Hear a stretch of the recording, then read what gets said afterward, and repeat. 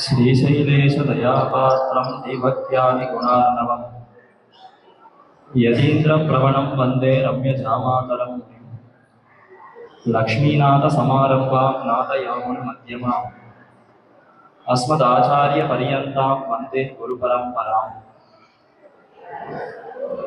श्रीवत्सचिह्नमिश्रेभ्यो नम उक्तिमधीमहे यदुक्तयस्त्रयी कण्ठे यान्ति मङ्गलसूत्रताम्।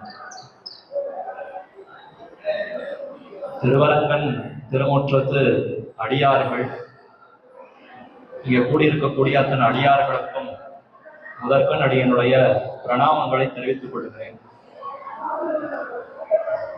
தென்னாடும் வடநாடும் தொழநின்ன திவ்யதேசம் திருவரங்கம்.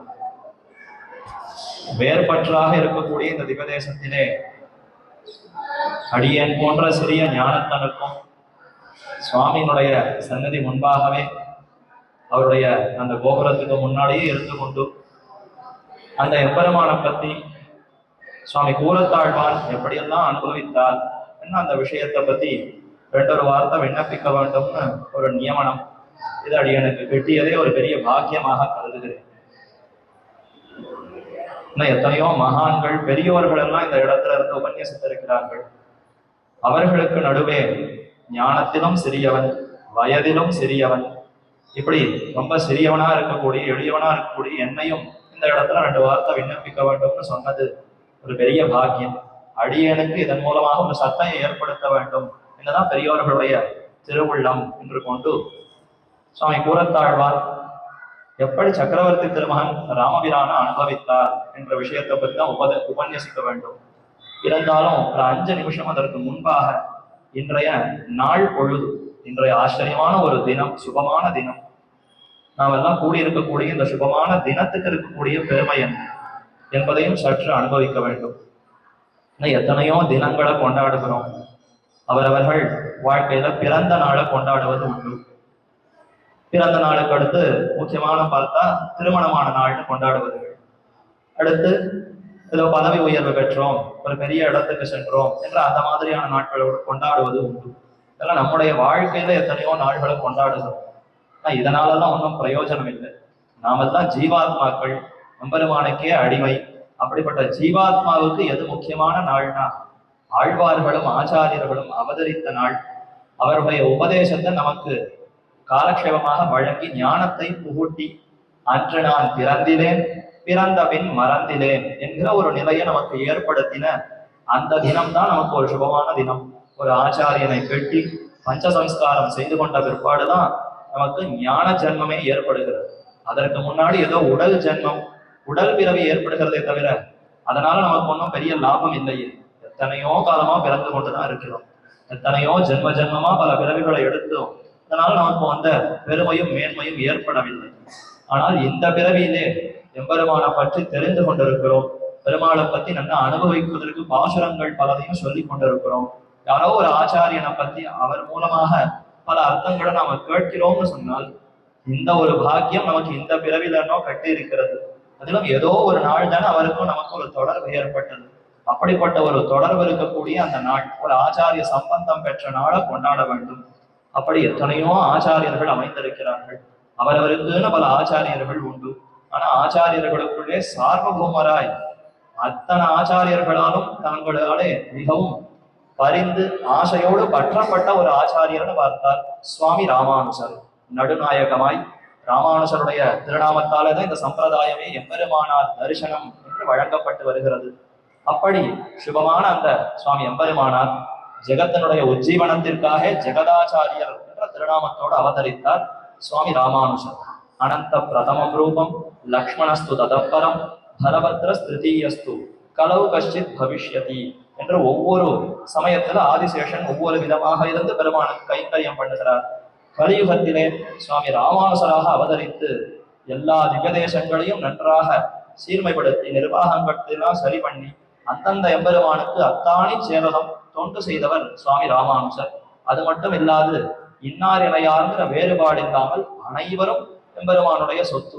அத்தனை ஜீவாத்மாக்களும் பரமாத்மாவுடைய தொண்டர்கள். அத்தனை பேருக்கும் முக்தி உண்டு. எல்லாரும் முக்தி பெறுவதற்கு தகுதி உடையவர்கள் என்பதை நாடு முழுக்க போய் பிரச்சாரம் பண்ணி இத்தனையும் செய்து கொடுத்தவர் சுவாமி ராமானுஜர். அந்த சுவாமி ராமானுஜரே மீண்டும் திருவதரித்தார் என்கிற பெருமை சுவாமி மணவாள மாமுனிகளுக்கே அமைந்திருக்கக்கூடிய அசாதாரணமான பெருமை.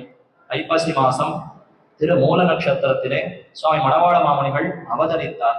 ஆனால் அந்த மணவாள மாமுனிகள் இந்த லோகத்துல நமக்கு 73 திருநட்சத்திரங்கள் வரைக்கும் வாழ்ந்து பல பல கைங்கரியங்களை நமக்காக பண்ணார்.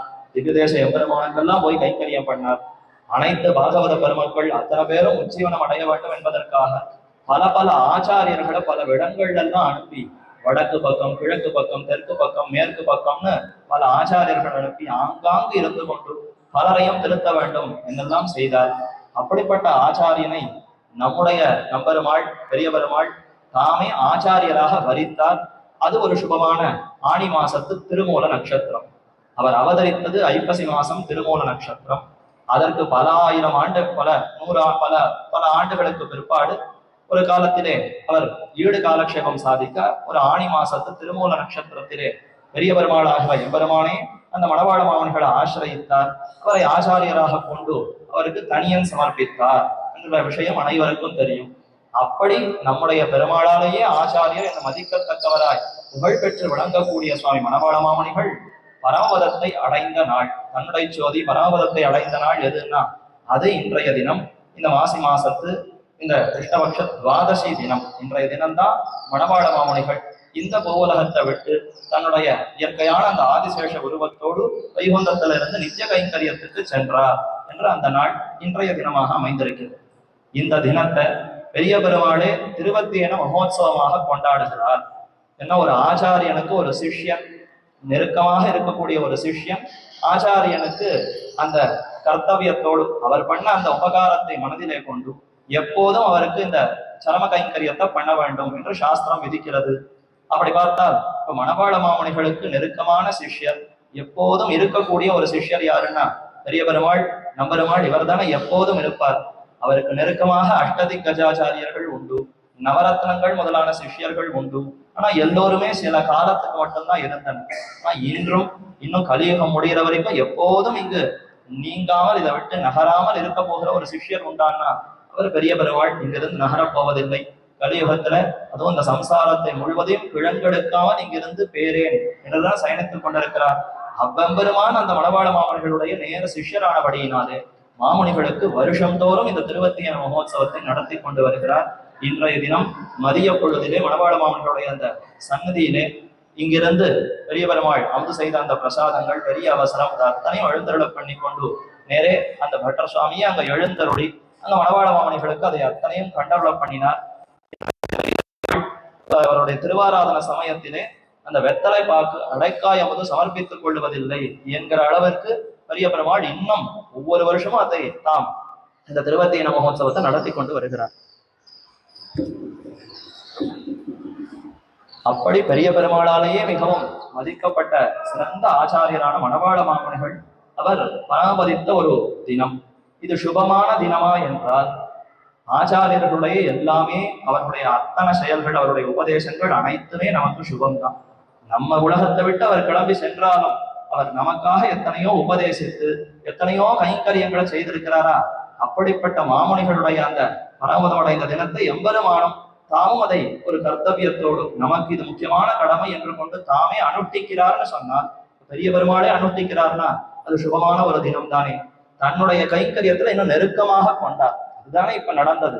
இந்த லோகத்தை விட்டு மணவாள மாமுனிகள் அங்கு சென்றார்னா என்னதான் இந்த உலகத்துல எத்தனை தாரம் கைங்கரியம் பண்ணாலும் மருளொழி மடநெஞ்சே வாட்டாத்தான் அடிவனஞ்சே. என்னதான் திவதேச கைங்கரியமாக இருக்கட்டும், வசத்தியா இருக்கட்டும், எல்லாம் வாஸ்தவம் தான். ஆனா சரீரம், இந்த சரீரத்தோடு எத்தனை நாள் இந்த உலகத்துல இருந்து கைங்கரியம் பண்ண முடியும்? ரொம்ப நாள் பண்ண முடியாது. சரீரம்ங்கிறது பாஞ்ச பௌத்திகமானது. அப்ப அதற்கு இருக்கக்கூடிய சிரமங்கள் இருந்து கொண்டுதான் இருக்கும். அப்ப நித்தியமான கைங்கரியம்ங்கிறது எங்கு கிட்டும்னா அது நித்திய விபூதியில மட்டும்தான் கிட்டும். இது லீலா விபூதியா இருப்பதினாலே ஏதோ சில காலத்துக்கு மட்டும்தான் கிட்டுமே தவிர நீண்ட காலத்துக்கு இங்கு கிட்டாதா. அதனால பார்த்தாரு பெரிய பெருமாள், சரி போறோம், இங்க இருந்து அவர் கைங்கரியம் பண்ணினது, இனிமே இப்பேற்பட்ட ஒரு உயர்ந்த ஆச்சாரியரை நமக்கு அருகே வைத்து அனுபவிக்க வேண்டும் என்றுதான் பெரிய பெருமாள் அங்கு வைகுந்தத்துல அவரை அழைத்து கொண்டார். அதற்கு ஒரு கர்த்தவியமாக இந்த லோகத்திலே அந்த ஒவ்வொரு வருஷமும் இந்த திருவத்தியன மகோத்சவத்தை நடத்தி கொண்டு வருகிறார். அப்படிப்பட்ட ஒரு தினத்துலதான் நாம இன்று கூடியிருக்கிறோம். மணவாள மாமனிகளுடைய திருவத்தியன மகோத்சவ நன்னாள். இன்றைய தினம் நாம் அனுபவிக்க வேண்டிய விஷயம், கூரத்தாழ்வான் எப்படி சக்கரவர்த்தி திருமகனை அனுபவித்திருக்கிறார். ஆழ்வான்னு சொன்னால் ராமனிடத்துல மிகுந்த அலாதியான அன்பு பிரீத்தி உண்டு. ராமனுடைய மறு அவதாரம் என்றே ஆழ்வானை கொண்டாடுகிறார்கள் ஆச்சாரியர்கள். மொழியை கடக்கும் பெரும் புகழான் வஞ்சமுக்குறும்பாம் குழியை கடத்தும் நம் கூரத்தாழ்வான் சரண் கூடியவின் வழியை கடத்தும் ராமானுஷன் புகழ் பாடி அந்த வழியை கடத்தல் எனக்கு இனி யாதும் வருத்தமண்ணே என்று திருவரங்கத்தை முதனார் ரொம்ப ஆனந்தத்தோடு தெரிவிக்கிறார். எனக்கு எந்த வருத்தமும் இல்லை, கூரத்தாழ்வானை பற்றினேன், அவருடைய ஆச்சாரியரான ராமானுஜருடைய கட்டாட்சமே கிட்டியது, இதற்கு மேல எனக்கு என்ன வருத்தம் என்று தெம்பா ரொம்ப தைரியமா தெரிவிக்கிறார்.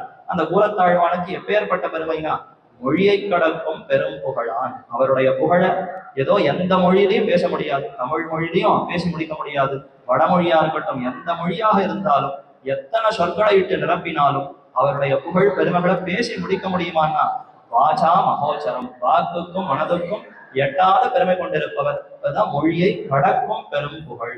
மொழியால இத்தனைன்னு எண்ணி சொல்லி முடிக்க முடியாது, இப்படிப்பட்டதுன்னு விளக்க முடியாது, விளக்கவும் முடியாது, எண்ணி முடிக்கவும் முடியாது. அப்படி சங்கியாதும் நைவ சக்கியந்தே குணாகா தோஷாஷ்ட ஷார்கினஹா என்ற சார்கத்தை கையில பிடித்திருக்கக்கூடிய சார்கபாணியான ராமனுடைய குணங்களை எண்ணி முடிக்க முடியாதுன்னு புராணத்துல பெரியோர்கள் தெரிவிக்கிறார்கள். ராமபிரானுடைய குணத்தை கூட எண்ணி முடிக்கலாமோ முடியாது தெரியாது. ஆனால் கூரத்தாழ்வானுடைய பெருமை, அவனுடைய குணங்கள் இவ்வளவு இப்படிப்பட்டதுன்னு எண்ணி முடிக்க முடியாது என நன்றாக நிச்சயமாக நிர்ணயித்து தெரிவிக்கிறார். அப்படிப்பட்ட பெருமை. அப்ப இதனாலேயே ராவனுக்கும் கூரத்தாழ்வானுக்கும் ஒரு ஒற்றுமைன்னு பார்க்கலாம். ராவனை பத்தி சொல்லும் பொழுது பகவோன்றப்ப கல்யாண குணகா புத்திரஸ்ய சந்தித்தேன், ஊர் ஜனங்களை எல்லாம் அழைத்தான் தசரதன். அழைத்து எனக்கு 60,000 வயசு ஆயிடுத்து, போறோம், ராஜ்யத்தை நன்னா ஆண்டாச்சு, போறோம்னு பார்க்கிறேன், என்னுடைய பையனை அடுத்து இளவரசனாக ஆக்கலாம் நினைத்து கொண்டிருக்கிறேன், உங்களுடைய அபிப்பிராயம் என்ன? ஏன்னா நாட்டு ஜனங்கள் பிரஜைகளை கேட்டுத்தானே ராஜா எந்த காரியத்தையும் பண்ணணும். அதனால ஜனங்களை எல்லாம் கூட்டு விசாரிக்கிறான். உடனே எல்லா ஜனங்களும் ஒட்டுமொத்தமா சேர்ந்து ஒரே குரல்ல கிழவா ஓடுன்னு சத்தம் போட்டான். நீ என்ன கிழவன் ஆகியாச்சு, இன்னும் கேள்வி வேறையா, முதல்ல நீ கிளம்பு, ஓடிப்போ அப்படின்னு விரட்டுற மாதிரி ரொம்ப ஆவேசமா எல்லாரும் சேர்ந்து கத்தினார்களாம். கம்பையன் விமானமே நடுக்கும் அளவிற்கு அப்படி சத்தமிட்டார்கள். என்ன பண்ணேன்னு தெரியல, என்ன கொடுக்கோள் ஆட்சி புரிந்தேனா, இவர்களுக்கு எல்லாம் ஏதாவது தண்டனை கொடுத்து ரொம்ப ஹிம்சை பண்ணி அப்படியெல்லாம் ஏதாவது பண்ணேன்? நான் ஒண்ணும் பண்ணலையே, ரொம்ப சீர்மிகுந்த நல்லாட்சியாகத்தானே நடத்தினேன், எதனால இவர்கள்லாம் இப்படி பேசலான்னு தெரியலையேன்னு ஒரு பக்கம் கவலை. ஆனா நன்னா தெரியும் தசரதனுக்கு தன்னுடைய குழந்தையான ராமன் அவன் குணாதீதன், எல்லா சமஸ்த கல்யாண குணாத்மகனாக இருக்கிறான், இவனுடைய நற்பண்புகளிலே தோற்று, அதனாலதான் இப்படி பேசுகிறார்கள்ங்கிறத நன்றாக புரிந்து கொண்டான். இருந்தாலும் எந்த தகப்பனுக்குத்தான் தன் குழந்தையினுடைய பெருமையை மற்றொரு வாயால கேட்பதற்கு ஆசை இருக்காது? நம்ம குழந்தைகளை பத்தி நம்ம பக்கத்தாத்துக்காரர் எதிராத்துக்காரர் பள்ளிக்கூடத்துல இருக்கிறவங்க நல்லா பெருமையா பேசினா நமக்கு ஒரு ஆனந்தம் இருக்குமா இல்லையா? அதே போல தசரதன் 60,000 வருஷம் கழிச்சுதான் குழந்தையே பிறந்திருக்கு. அப்படிப்பட்ட குழந்தை இடத்துல எவ்வளவு பாசம் இருக்கும்.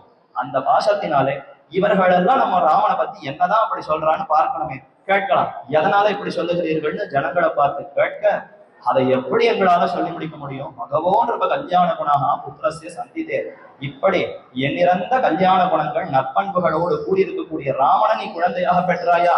இது ஒண்ணுதான் நீ பண்ண தப்பு தசரதா, நீ வேற எந்த தப்பும் பண்ணல, நீ எந்த ஒரு கஷ்டத்தையும் எங்களுக்கு கொடுக்கல.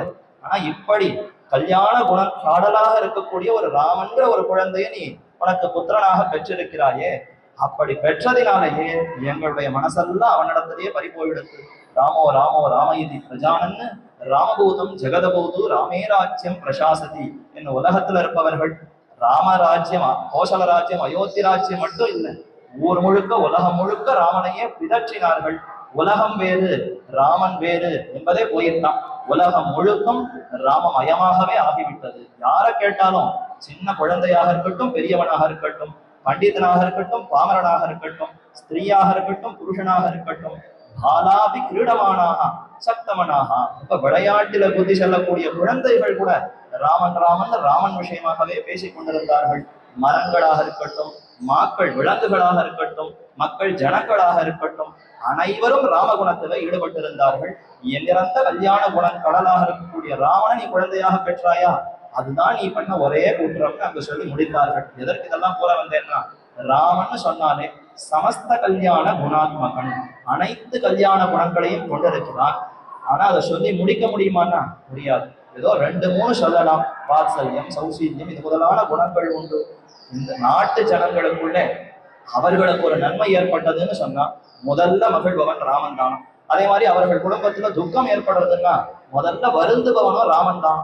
அவர்கள் கிரகத்துல ஏதோ ஒரு துக்க சம்பவம் ஏற்பட்டதுன்னா அந்த குடும்ப தலைவன் அழுவதற்கு முன்பு ராமன் அழுவறான். ஐயோ, இந்த குடும்பத்துக்கு இப்படி ஒரு கஷ்டம் ஏற்பட்டதுன்னு முதல்ல ராமர் வருத்தப்படுவாராம். அதே மாதிரி ஒரு சுபமான நிகழ்ச்சி ஏற்பட்டது, யாருக்கோ ஒருத்தர் குழந்தை பிறந்ததுன்னா பரவாயில்லையே, இவனுக்கு குழந்தை பிறந்து சந்ததி நன்றாக வளர்ந்ததுன்னு முதல்ல சந்தோஷப்படுபவர் ராமன் தாமா. இப்படி நாட்டு பிரஜைகளிடத்துல அப்படி அந்யோன்யம் நெருக்கமாக இருந்து அனைவருடைய மனசையும் கவர்ந்து கொண்டு யாரிடத்திலையும் அவனுக்கு எந்த ஒரு எதிர்ப்புமே இல்லாதபடி அனைவரும் ராமனாலே கவரப்பட்டார்கள். ராமன் இருந்த காலத்துல நொந்து கொண்டார்களாம் எல்லாம். இந்த ராமனால நான் பார்க்கப்படவில்லை என்றால், யாருடைய கண்களாலே ராமன் பார்க்கப்படவில்லை என்றாலும் இரண்டுமே வீண். ராமன் இருக்கார், அதே காலத்துல ஜனங்களும் இருக்கா. ஜனங்களுடைய கண்ணாலே ராமன் பார்க்கப்பட்டிருக்க வேண்டும். அப்படி இல்லையா, சரி நான் பார்க்கல, ராமனாவது அந்த ஜனங்கள்ல எல்லோரையும் பார்த்திருக்க வேண்டும். ராமனுடைய கண்களுக்கு இலக்காகாமல் ஒருத்தர் இருந்தாலும் சரி, அல்லது ராமனை பார்க்காத கண்களோடு ஒருத்தர் இருந்தாலும் சரி, இரண்டும் வீண். அவன் என்ன பண்ணணும்னா தன்னையே நிந்தித்துக் கொள்ள வேண்டும். அந்த அளவுக்கு உலகத்தவர்கள்னா அப்படி ராமனை புகழ்ந்தார்கள்னா, பேர்பட்ட குணசாலியான ராமன், அவனுடைய கல்யாண குணங்களை எண்ணி முடிக்க முடியாது. அந்த ராமனுக்கு எப்படி கல்யாண குணங்கள் எண்ணிறந்தவையோ அதே போலத்தான் புறத்தாழ்வானுடைய குணங்கள் எண்ணி முடிக்க முடியாது. எண்ணிறந்த புகழ கொண்டிருக்கக்கூடியவர் புறத்தாழ்வான். இது ஒரு ஒற்றுமை. மற்றொரு விஷயம் பார்த்தா, ராமனே புறத்தாழ்வான அவதரித்தார் என்றும் சொல்லுவது உண்டு.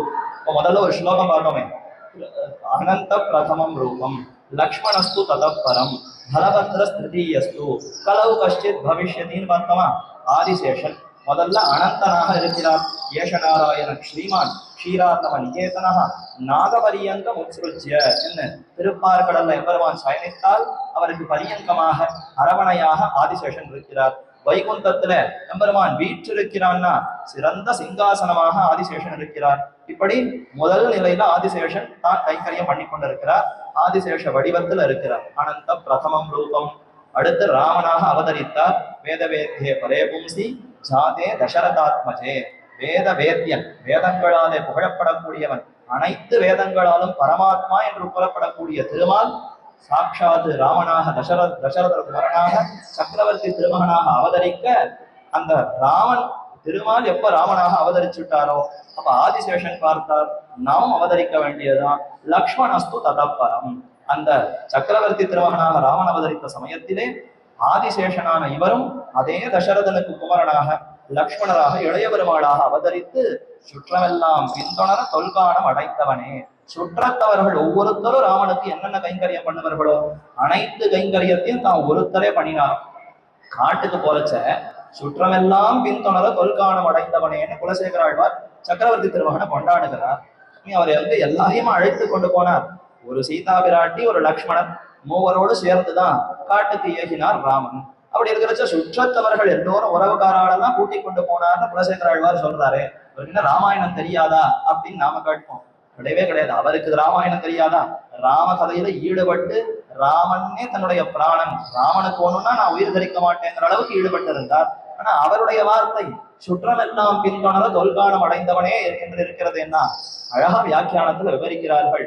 சுற்றத்தவர்கள் ஒவ்வொருத்தரும் ராமனுக்கு என்னென்ன தொண்டு புரிவர்களோ, ஒரு லக்ஷ்மணர் அனைத்தையும் செய்தார்.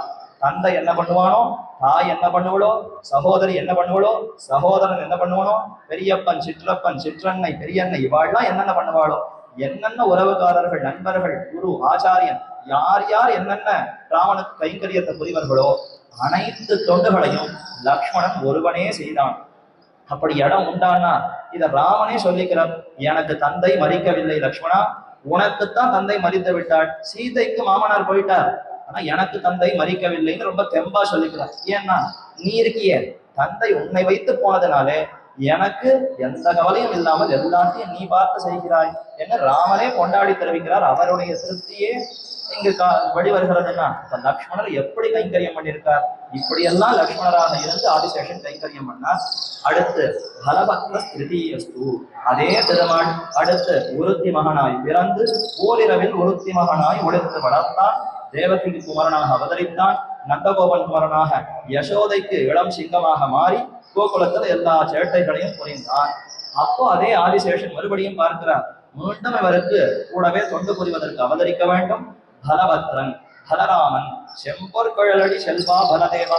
பலராமனுக்கு என்ன பெருமை ஆண்டாள் தெரிவிக்கிறார், சிறந்த தங்க கழல் அணிந்தவரா இந்த பலராமன். அப்படி என்ன சுவாமி அவருக்கு பெருமை, அவர் தேவகியினுடைய கர்ப்பத்துல நல்ல வேளை முன்னாடி வந்தார்.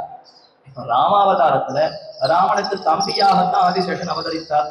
ஆனா கிருஷ்ணனாக எம்பெருமான் அவதரிக்கும் பொழுது ஆதிசேஷன் சற்று முற்பட்டார். இந்த தேவகியினுடைய கர்ப்பத்துல நம்ம முதல்லயே போய் காலை வச்சுடணும். ஏன்னா அவருடைய கால் நலத்தினால்தான் இனி அடுத்து கண்ணன் உயிர் பிழைத்தானா. ஏன்னா வரிசையா குழந்தைகள் பிறக்க கல்லிடை மோத அத்தனை குழந்தைகளும் எடுத்துக்கொண்டு போய் கல்லுல ஷடான்னு தேங்காய் உடைக்கிற மாதிரி போட்டு அத்தனை பேருடைய பிராணம் இறந்தவுடனே போய்விட்டது தேவகியினுடைய மற்ற குழந்தைகள். நல்ல வேளை இந்த சங்கர்ஷனர் பலராமன் காலடி பட்டதோ அந்த கர்ப்பத்துல அடுத்து கண்ணன் அவதரித்தா எந்த ஆபத்தும் இல்லாமல் நல்லபடியா அங்கிருந்து பாதுகாப்பாக இந்த கோகுலத்துக்கு வந்து சேர்ந்தார் என்று இது ஆச்சாரியர்கள் தெரிவிக்கிறார்கள். அப்படி பலராமன் ஏன் முற்பட்டார்னா கண்ணனை ரட்சிக்கணுமே, அவருடைய அந்த அவதார சமயத்திலே அவருக்கு எந்த ஆபத்தும் இருக்கக்கூடாதுங்கிறதுக்காக இவர் முற்பட்டு பலராமனாக அந்த கர்ப்பத்துல தங்கி அங்கிருந்து ரோஹிணி மாதாவுடைய கர்ப்பத்திற்கு சென்று அடுத்து அங்க கூடவே பிறந்தார். கூடவே எல்லா விளையாட்டுகளையும் புரிந்தார். பெரியவதானத்துக்கு அப்புறம் கூட இருந்தார். அந்த சரித்திரம்லாம் விட்டுடுவோம், ஏதோ குடமான இருந்தார். கண்ணனே இந்த பலராமனுக்கு தம்பின்னு சொல்லிதான் பல இடங்கள்ல தப்பிச்சுப்பார். அங்கங்க மாட்டிட்டு இருவார். பெண்ணை திருடுறச்சியோ வேற ஏதாவது விளையாட்டு பண்றச்சியோ யாரான மையமா குடிச்சுட்டா எப்படி தப்பிக்கிறது? அப்ப சொல்லுவாராம், யாருன்னு கேட்டா நான் பலராமனுடைய தம்பி. ஏன்னா அந்த ஊர்ல பலராமனுக்கு நல்ல பேர். பலராமனுடைய தம்பின்னா பரமசாது, ஒன்னும் தெரியாது எனக்கு நல்ல குழந்தைன்னு நினைச்சு விட்டுருவா அப்படின்னு தானே நான் பலராமனுடைய தம்பின்னு சொல்லிக்கிறத விருப்பத்தோடு தெரிவித்திருக்கிறார்னா அப்ப ஆதிசேஷன் பலராமனாக அவதரித்து பெருமானுக்கு அப்படி கைங்கரியம் பண்ணினார். பலபத்ர ஸ்திருதியஸ்து, 3 அவதாரங்களாச்சா. முதல்ல ஆதிசேஷனாகவே இருந்து கைங்கரியம் பண்ணினார். அடுத்து லக்ஷ்மணராக அவதரித்து கைங்கரியம் பண்ணார். அடுத்து பலராமனாக அவதரித்து கைங்கரியம் பண்ணார். 3 தடவையும் அவருடைய கைங்கரியத்தை பெருமாள் ஏற்றுண்டார். இப்பதான் அவர் யோசிக்கிறார், போரும் நம்ம நிறைய ஏற்றுட்டோம், மறுபடியும் நாம செய்யலைன்னா அப்புறம் எல்லாரும் நம்ம ஏசுவாழ. கைங்கரியத்தை ஏற்றுண்டே இருந்தா போராது, மீண்டும் இவருக்கு எப்படி கைங்கரியத்தை செய்ய போகிறோம்? நமக்காக இப்படி எல்லாத்தையும் விட்டுட்டு நான் தான் முக்கியம்னு லக்ஷ்மணராக வந்தார், பலராமனாக வந்தார். அப்படிப்பட்ட அவருக்கு மீண்டும் நாம ஏதேனும் ஒரு பல பிறவிகளை எடுத்து கைங்கரியம் பண்ண வேண்டும் என்று எம்பெருமான் சங்கல்பிக்க இப்ப கலியுகத்திலே ராமானுசராக ஆதிசேஷன் அவதரித்தாரா, இவருக்கு பல சிஷ்யர்களாக நாம் அவதரிக்கலாம் என்பதற்காகவே இப்ப ராமபிரான் அவதரிக்க போகிறார். கூலத்தாழ்வானாக அவதரித்தார். அதே மாதிரி தாசரதி முதலியாண்டான் அவர் அவதரித்தது புனர்வசு நட்சத்திரமே, சித்திர மாசம் புனர்வசு நட்சத்திரத்திலேயே தாசரதி என்ற அந்த திருநாமத்தோடு அந்த ராமனே அவதரித்தார் என்று சொல்லுமா போல வைபவத்தோடு முதலியாண்டான் திகழ்ந்தார். அதே போல சுவாமி எம்பார் கோவிந்தருங்கிற அந்த எம்பார் அவர் அவதரித்தது தை மாசம் புனர்வசு நட்சத்திரம். அப்ப புனர்வசு நட்சத்திரத்தையொட்டியே ராமபிரான் அவதரித்தார்னு சொல்லுமா போல 2 ஆச்சாரியர்கள். அடுத்து கூலத்தாழ்வான் அவர் தை மாசம் ஹஸ்த நட்சத்திரத்தில் அவதரித்தார். அவரும் ராமபிரானுடைய அவதாரம் என்றே ஆச்சாரியர்கள் தெரிவிக்கிறார்கள். இப்படி பல அவதாரங்கள், ராமன் பல அவதாரங்களை எடுத்து ஆதிசேஷனாக இருக்கக்கூடிய ராமானுசன் அவருக்கு கைங்கரியம் பண்ண வேண்டும் என்பதற்காகவே இப்படி பல திருவுருவங்களை எடுத்து கைங்கரியம் பண்ணார்னு சொல்லுவது உண்டு. அப்ப ராமனே கூலத்தாழ்வான் என்று கொள்ளலாமா?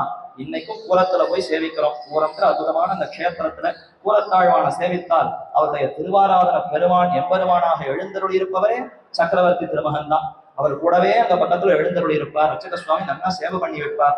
அப்படிப்பட்ட ராமனே தான் ராமனிடத்தில் அலாதியான பிரீதி கொண்டிருப்பவர்னா தனித்து ராமனை எப்படி அனுபவிப்பார்னு சொல்லியும் வேண்டுமா, சொல்லி தெரிஞ்சுக்கணுமான்னா அப்படி அவர் பலவிதமாக அனுபவித்திருக்கிறார். அந்த அனுபவத்தை எல்லாம் பலவிதமாக பார்க்கலாம். திவ்ய பிரபந்தங்கள்ல பல பாசுரங்கள்ல பார்த்தால் ராமனுக்கு பெருமை சொல்லுமா போலே வரும், கண்ணனுக்கு பெருமை சொல்லுமா போலே வரும். அந்த இடத்துல தான் ஆச்சாரியர்கள் சந்தேகங்களை கேட்பார்கள். இது ராமனுக்கு தான் பெருமையா, கண்ணனுக்கு இந்த பெருமை இல்லையா? இப்படி எல்லாம் கேள்வி கேட்கும் பொழுது கூறத்தாழ்வான் ராமனுக்கு பெருமை, ராமனுக்கு எப்படியெல்லாம் பெருமை உண்டு, அவர்தான் இந்த அவருடைய அவதாரத்துல எதையோ அவர் செய்ய முடியாமல் போனதை தான் கிருஷ்ணனாக பிறந்து செய்தார் என்னெல்லாம் அனுபவித்து அவர் வார்த்தை சொல்லுவார். இந்த மாதிரி ராமானுபவத்தையும் கூறத்தாழ்வான் செய்திருக்கிறார். அது மட்டும் அல்லாது விசேஷமாக பஞ்சஸ்தவங்கள் அருளிருக்காரு. ஸ்ரீவைகுண்டஸ்தவம், அடுத்து அதிமானுஷஸ்தவம், அடுத்து ஸ்ரீ வரதராஜஸ்தவம், சுந்தரபாபுஸ்தவம், ஸ்ரீஸ்தவம் என்று 5 ஸ்தவங்கள். இந்த ஸ்தோத்திரங்களுக்குள்ளேயும் ராமபிரானை பற்றி பல விதங்கள்ல அனுபவிக்கிறார். அதற்குள்ளே இப்ப நாம அனுபவிக்க வேண்டியது அதிமானுஷஸ்தவம் என்ற அந்த ஸ்தவத்துக்குள்ளே ராமபிரானை எப்படி கூறத்தாழ்வான் அனுபவிக்கிறார் என்ற விஷயத்தை தான் பார்க்கணும். இந்த அதிமானுஷஸ்தவத்தை எப்படி இயற்றினார் கூறத்தாழ்வான்? கூறத்தாழ்வான் திருவரங்கத்துல இருக்க முடியாமல் ஒரு ஆபத்து ஏற்பட்டது. ராமானுஷரை இந்த இடத்தை விட்டு மேலக்கோட்டைக்கு எழுந்தருளினார். சரித்திரம் அனைவருக்கும் தெரியும். அதற்கு பின்னர் சோழ சபையில போய் கூறத்தாழ்வான் அவர் அங்க போய் எல்லாம் பரதத்துவ நிர்ணயம் பண்றார். எம்பெருமான் தான் பரன், அவனை காட்டிலும் மற்ற எல்லோரும் அவரர்கள் தாழ்ந்தவர்கள் என்பதையெல்லாம் நிலைநாட்டின பிற்பாடு அந்த அரசன் பார்க்கிறான். அவன் சைவ அரசனாக இருக்கிறதுனால ரொம்ப கோபப்பட்டு இவருக்கு தண்டனை கொடுக்கணும். கண்ணை பிடுங்குங்கோள்னு சொல்ல, உன்னை பார்த்த கண்களை நானே பிடுங்கிக் கொள்ளுகிறேன்னு இந்த தரிசனத்துக்காக தன்னுடைய தரிசனத்தையே இழந்தார் புறத்தாழ்வான். அதற்கப்புறமும் இன்னும் ராமானுஜ சம்பந்தமுடையவர்களுக்கெல்லாம் ஹிம்சை கொடுக்க போறோம் இந்த தேசத்துல நாம இருக்கவே வேண்டாம், ஆச்சாரியன் இல்லாத இடத்துல நமக்கு எதற்கு இங்க ஒரு வாசஸ்தானம் வேண்டாம், இதை விட்டு நகர்ந்து இங்கிருந்து திருவாதிரம் சோலை பக்கமாக எழுந்தருளினார் சுவாமி. அப்படி போகிற சமயத்துல மனசார பெருமான சிந்தித்துக் கொண்டிருந்தார். வைகுந்தத்தில் இருக்கக்கூடிய எம்பெருமான் அவருடைய பெருமைகளை எல்லாம் சிந்தித்தார். ஸ்ரீ வைகுண்டஸ்தவம், அவர் எப்பேற்பட்ட பெருமைகளோடு வைகுந்தத்துல திகழ்கிறார். அந்த அனுபவம் நமக்கும் ஒரு நாள் கிட்ட போகிறது என்பதை நினைத்து பார்த்து புல்லரிப்போடு மயிர் கூச்சல் எறிதலோடு அதுல ஈடுபட்டு கதாகம் எப்பொழுது எனக்கு அந்த கைங்கரியம் கிட்ட போகிறதுன்னு அந்த ஆர்த்தியெல்லாம் வெளிப்படுத்தி ஸ்ரீ வைகுண்டஸ்தவத்தை விண்ணப்பித்தார். அது ஆயிற்று. அதற்கு அடுத்து யோசிக்கிறார், என்னதான் ஸ்ரீ வைகுண்டத்துல இருக்கிற பெருமானுக்கு பெருமைகள் அதிகமாக இருந்தாலும் அது அந்த நிலையிலேயே நமக்கு புரிந்து விட்டதா? அவர் கீழே அவதரித்து பல சேட்டைகளை புரிந்ததுனால இன்னும் இவர் பெரியவருங்கிறதே நமக்கு தெரிய வந்தது. ஆகவே அவருடைய அவதாரங்களை அனுபவிக்கலாம்னு பார்த்தார். அந்த அவதாரங்களுக்குள்ளே இந்த அவதாரம் எல்லாம் ஏதோ எளிமையை காட்டணும்னு பெருமாள் பார்க்கிறாரே ஒழிந்து எதுலையுமே எளிமை முழுவதுமாக வழிபட்ட மாதிரி தெரியல. கூட கூட பரத்தமும் சேர்த்து வழிபடுகிறதே. ஏதோ ரொம்ப எளிமைக்கு சேர மனுஷிய பாவனைக்கு சேர பல செயல்களை செய்கிறார். ஆனா அதிமானுஷமான காரியங்கள் இவரிடத்தில் வழிபடுகிறது. மனுஷன் ஒரு பெயர் வைத்துக் கொண்டு மனுஷன் தான் உங்களுக்குள்ள ஒருவன் தான் சொல்லிக்கிற சொல் பேச்சுலதான் அது இருக்க ஒழிந்து செயல்ல ரொம்ப வீர தீர பராக்கிரம செயல்கள் எல்லாம் புரிகிறார். யாராலும் செய்ய முடியாத, மனுஷர்களால் நிகழ்த்த முடியாத ஆச்சரியமான செயல்களை எல்லாம் இவர் செய்கிறாரே என்பதையெல்லாம் அவர் அனுபவிக்கிறார். இது ஒவ்வொரு அவதாரத்திலையுமே உண்டு. மத்ஸ்யகூர்மவராக முதலான எல்லா அவதாரங்களையும் அந்தந்த அவதாரத்திற்கு சேர்ந்த தன்மையை காட்டிலும் விலட்சணமாக பெருமை கொண்டதான பல செயல்களை புரிய அதையெல்லாம் திருவுள்ளத்திலே நினைத்து இதெல்லாம் நமக்காக வண்ணம் இந்த எம்பெருமான் நடத்தி கொடுத்தார், நாம அனுபவிப்பதற்காக வண்ணம் இதையெல்லாம் புரிந்தார் என்ன அது அத்தனையும் சேர்த்து ஒரு 61 ஸ்லோகங்களிலே அந்த எம்பெருமானுடைய அதிமானுஷமான செயல்களை எல்லாம் அனுபவித்தார். அதிமானுஷ சீலவிருத்த வேஷைகி அதிவிருத்த அதிவிருத்தாமர விக்ரம பிரதாபைகி அதிலங்கித சர்வலோக சாமியம் வரையே வைஷ்ணவ வைபவாவதாரம். எம்பெருமானுடைய இந்த விபவ அவதாரங்கள் இருக்கிறதே ஒவ்வொன்றும் அதிமானுஷமான சேஷ்டிதங்களை வெளிப்படுத்தி இருக்கிறார். அதிவிருத்தாமர விக்ரம பிரதாப வைகி என்றால் ரொம்ப திவ்யமான, யாராலும் செய்ய முடியாதான விக்ரம பராக்கிரமங்கள், வீரதீர அந்த பிரதாபங்களை எல்லாம் இவர் காட்டி இருக்கிறார். ஒருவரோடும் ஒப்பு சொல்ல முன்னாதிருக்கக்கூடிய இந்த வைபவத்தை இதை அனுபவிக்கலாம்னு சொல்லி 61 ஸ்லோகங்கள் அதிமானுஷஸ்தவத்துல பெருமானுடைய அவதார சமயத்திலே அவர் வெளிப்படுத்தின பெருமைகள். உண்மையில அவர் வெளிப்படுத்தணும்னு பார்க்கவே இல்லை, அவர் மறைக்கணும்னு பார்த்தார். ஆனாலும் தன்னை மீறி அவருடைய பெருமைகள் வெளிப்பட்டு விடுகிறது. அந்த பெருமைகள் யாவை என்பதை இப்ப பெருமானிடத்திலே ஒரு கேள்வி கேட்குமா போல, என்னமோ நீ மறைக்கணும்னு பார்க்கிறியே, ஆனா இதெல்லாம் வெளிப்படுத்தி விடுகிறது, நீ என்ன மறைத்தாய், இது கூட உனக்கு தெரியாது என்ன அந்த பெருமானோடு ஒரு கேள்வி கேட்டு அனுபவிக்குமா போல ஆச்சரியமாக அனுபவித்து அருள் செய்திருக்கிறது தான் இந்த அதிமானுஷஸ்தவம். இதுல ராமாவதாரத்தை எப்படியெல்லாம் அனுபவிக்கிறார், நிறைய அனுபவித்திருக்கிறார். கிட்டத்தட்ட 12 ஸ்லோகங்களுக்கு மேலாக இந்த ராமாவதாரத்தை அனுபவிக்கிறார். 17வது ஸ்லோகம் தொடங்கி 34வது ஸ்லோகம் வரைக்கும் இந்த ராமாவதாரத்தையே அதுல பல விதங்களாக அனுபவிக்கிறார். ராமன் என்னென்னமோ செயல்களை புரிகிறார். ஆத்மானம் மானுஷம் மன்யே ராமம் தசரதாத்மஜம் இப்படிதான் எப்போ ராமன் வார்த்தை சொல்லுவார். பலரும் வந்து வணங்குவார். நீ யார் தெரியுமோ, நீதான் ஜெகத்துக்கெல்லாம் தேவதேவன், நீதான் பரமாத்மா, நீதான் திருமால்னு சொன்னான். யாரிவா யாரையோ சொல்றான். நான் தசரதனுக்கு பிறந்த பிள்ளை என்னோம், தசரதினா என் பேரு, யாரோ திருமால் விஷ்ணுன்னா சொல்றாரு, எனக்கு தெரியாது. அப்படி யாரோ வேற தேவதேவனை பார்த்து என்னன்னு பிரமிச்சால் என்ன பண்றதுன்னு இப்படித்தான் சொல்லி வருவார். இதெல்லாம் வெறும் பேச்சுதான். செய்யக்கூடிய செயலை பார்த்தால் ஒவ்வொன்றும் மனசாலையும் புத்தியாலையும் எட்ட முடியாதபடி இப்படி ரொம்ப அதிலங்கித்து காணப்படுகிறது என்பதைத்தான் அனுபவிக்க தொடங்கிறார். எல்லா ஸ்லோகத்தையும் குறுகின அவகாசத்துக்குள்ள அனுபவிக்க முடியாது. இருந்தாலும் சில ஸ்லோகங்களை விண்ணப்பித்து ஆழ்வான் என்ன ஆச்சரியமாக அதை அனுபவிக்கிறார். நம்முடைய மனசுல அது பெருசாகவே படாது. நம்ம எதுலையுமே ஈடுபடவே இல்லையே. ஆழ்வான் அதிலேயே ஈடுபட்டிருப்பதினாலே ஒவ்வொன்றத்தையும் பார்த்து பிரமிக்கிறார், வியக்கிறார்.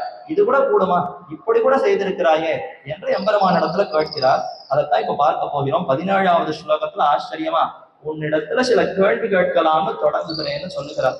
ரிச்சாமி கிஞ்சன யதாகில ராகவத்தே மாயாமிருகஸ்ய வசகோ மனுஜந்தமௌக்யாது சீதாவியோக விவசோ நச்சதத் பிரதிஜ்ஞா தாதா ததா பரகதிங்கி கதம் ககாய. ரொம்ப ஆச்சரியமா இருக்கே ராமா, உன்னுடைய செயலை பார்த்தால் எனக்கு சிரிப்பதா இல்லை இதை எப்படி அனுபவிப்பதுன்னு தெரியவில்லை. ஒரு பக்கம் பார்த்தா சிரிக்கும் விதத்தில் கிருஷ்ணன் வந்தான். ராவணன் துரத்தி விட்டவர் பாடு அக்கறையில இருந்து இக்கரைக்கு வந்து யத்ர ராமஸ்த லக்ஷ்மணஹா, லக்ஷ்மணனோடு கூடியிருக்கிற ராமனை இப்பொழுதே பற்ற வந்தேன். சர்வலோக சரண்யாய ராகவாய மகாத்மனே நிவேதேத மாம் க்ஷிப்ரம் என்று ஓடி வந்தான். இத்தனை வானர முதைகளை பார்த்து என்ன அந்த ராமனோடு சேர்த்து விடுங்கள்னு ஒரு வார்த்தை கேட்டு நிறுத்திட்டான் விபீஷணன். அதற்கப்புறம் பெரிய சர்க்கம் முழுக்க என்னன்னா ஒரே வாதம் விவாதம், ஒவ்வொருத்தருடைய ஆட்சேபம் சமாதானம். இந்த பக்கம் சுக்ரீவன் அவனுடைய மந்திரிமார்கள் வரிசையா ஒவ்வொருத்தரும் குழுவா சேர்ந்துட்டு விபீஷணனை சேர்த்து கொள்ளக்கூடாது. எதிரி பட்சத்துல இருந்து வந்திருக்கான், சரியான காலம் இல்லை, சரியான இடத்துல வரல, சரியான ஒரு இதோட அவன் வரல, எண்ணத்தோடு வரல. அவனுடைய வார்த்தையை பார்த்தாலும் சந்தேகமா இருக்கு, அவனுடைய நடவடிக்கையை பார்த்தாலும் சந்தேகமா இருக்கு என்று எதோ வாதங்கள் காரணங்களை சொல்லி அவனை சேர்த்துக்க கூடாதுன்னு இத்தனை பேரும் பேசினார்கள். ராமன் சக்கரவர்த்தியா இல்லையா, அது என்ன இவர்களெல்லாம் பேசுவது, நான் முடிவெடுத்தாச்சு சேர்த்துக்கதான் போறேன்னு முதல்லயே தன் வார்த்தையை சொல்லலாமேன்னா சொல்ல மாட்டார். இவர்கள் சொல்லுவது எல்லாம் கேட்டு பிற்பாடுதான் நான் பதில் சொல்லுவார். அதே மாதிரி இப்ப கூறத்தாழ்வான இடத்துல அமைதியா இருக்கார் ராமன். என்னமோ சொல்ல போறாரு, என்ன கேட்க போகிறார், கேளும் என்று கேட்க ரிச்சாமி கிஞ்சன, உன்னிடத்துல சில கேள்வி கேட்கிறேன். நீ ராகவத்வே ராகவனாக அவதரித்தாய் அல்லவா, ராகவத்வே யதா மனுஜத்துவ மௌக்யாது, நான் மனுஷன்னே தன்னை வெளிப்படுத்தி கொண்டான். ராவண வதம் ஆனதா, ராவணன் அழித்தார். தேவர்களுக்கெல்லாம் ஒரே சந்தோஷம். தேவர்கள் சரணாகதி பண்ணிதான் பரமாத்மா பரம்பொருள் ராவணாகவே அவதரித்தார். சரி, நிச்சயம் தசானனன் தசக்ரீவனான இந்த ராவணனை அழிக்கிறேன்னு அந்த சரணாகதியை ஏற்றுக்கொண்டுதான் ராமன் அவதரித்தார். இப்ப தசரதனை அழித்த பிற்பாடு தேவர்களுக்கெல்லாம் ஒரே சந்தோஷம். பூ மாறி பொழியறார். ராகவனை கொண்டாடணும். ராவனிடத்துல நேரே வந்து கைய கூப்பி கொண்டு பவான் நாராயணஹா சீதா லக்ஷ்மிஹி, சீதை யார் தெரியுமா, சாட்சாத்து மகாலட்சுமி. நீ யார் தெரியுமா, நாராயணன். நீதான் அன்று வராக உருவாக பூமியை இடத்தெடுத்தாய், நீதான் நரசிம்மனாக அவதரித்து ஹிரண்யனை குழந்தாய் என்று ஒரே கொண்டாட்டம் ராமனை பார்த்து. ராமனுக்கு இதெல்லாம் கேட்ட உடனே ஸ்வரமே வந்துடும். என்ன இது, என்னப்போ இப்படி எல்லாம் சொல்றாளே, நான் ராமன் தசரதனுக்கு பிள்ளைன்னு தான் நான் சொல்லி கொண்டிருக்கிறேன், இப்படி எல்லாம் சொல்றதா இருந்தா என் முன்னாடி வரவே வேண்டாம். ஆத்மானம் மானுஷம் மன்னியே, நான் என்ன மனுஷன்னு தான் நினைத்து கொண்டிருக்கிறேன். பெரிய பெரிய வார்த்தையெல்லாம் சொல்லி என்னுடைய மனசை நோகடிக்க வேண்டாம், இப்படி ராமன் தெரிவித்திருக்கிறான். அப்ப மனுஜத்துவ மௌத்தியாது, ஆத்மானம் மானுஷம் மன்னியேன்னு ரொம்ப முக்தனா ஏது மரியாதவனா. யார் ராவணனையும் அழிச்சாச்சு, அதற்கு பிற்பாடு சொல்ற வார்த்தை எனக்கு அவ்வளவு பெருமை எல்லாம் இல்லை, ஏதும் தெரியாது, தசரதனுடைய பிள்ளை, எங்க அப்பாவுடைய ஒரு பெருமையினால இதெல்லாம் நடந்ததே தவிர எனக்கும் தனியா பெருமை இல்லைன்னு அவ்வளவு மௌத்தியமா முக்தமான அந்த தன்மையோடு பேசுகிறார். மனுஜத்துவ மௌத்தியாது, வாஸ்தவம் ராவணன் அழித்து விட்டாய், ரொம்ப மென்மையா பேசினாய். மாயாவர்க்கஸ்ய வஜகாக சன் அப்படின்னு அர்த்தம். மாரீச்சனாகிற மாயமானுக்கு பின்னே போனான். ஒரு தங்கமான் பொன்மானாக மாரீச்சன்கிற அந்த அசுரன் அவன் ஏற்கனவே அடிபட்டான். தாடகை சுபாகு மாரீச்சன், தாடகையோடு கூட இந்த இருவரும் வந்தனர். அந்த சமயத்திலேயே ராமன் முடிச்சிருக்கணும். ராமனுக்கு எப்பொழுதும் இது ஒரு பழக்கம், எதுலேயும் ஒன்று மிச்சத்தை வைப்பது. கண்ணன் எதையும் மிச்சமே வைக்க மாட்டான். யார் வந்தாலும் அப்பொழுதே முடித்து விடுவார்.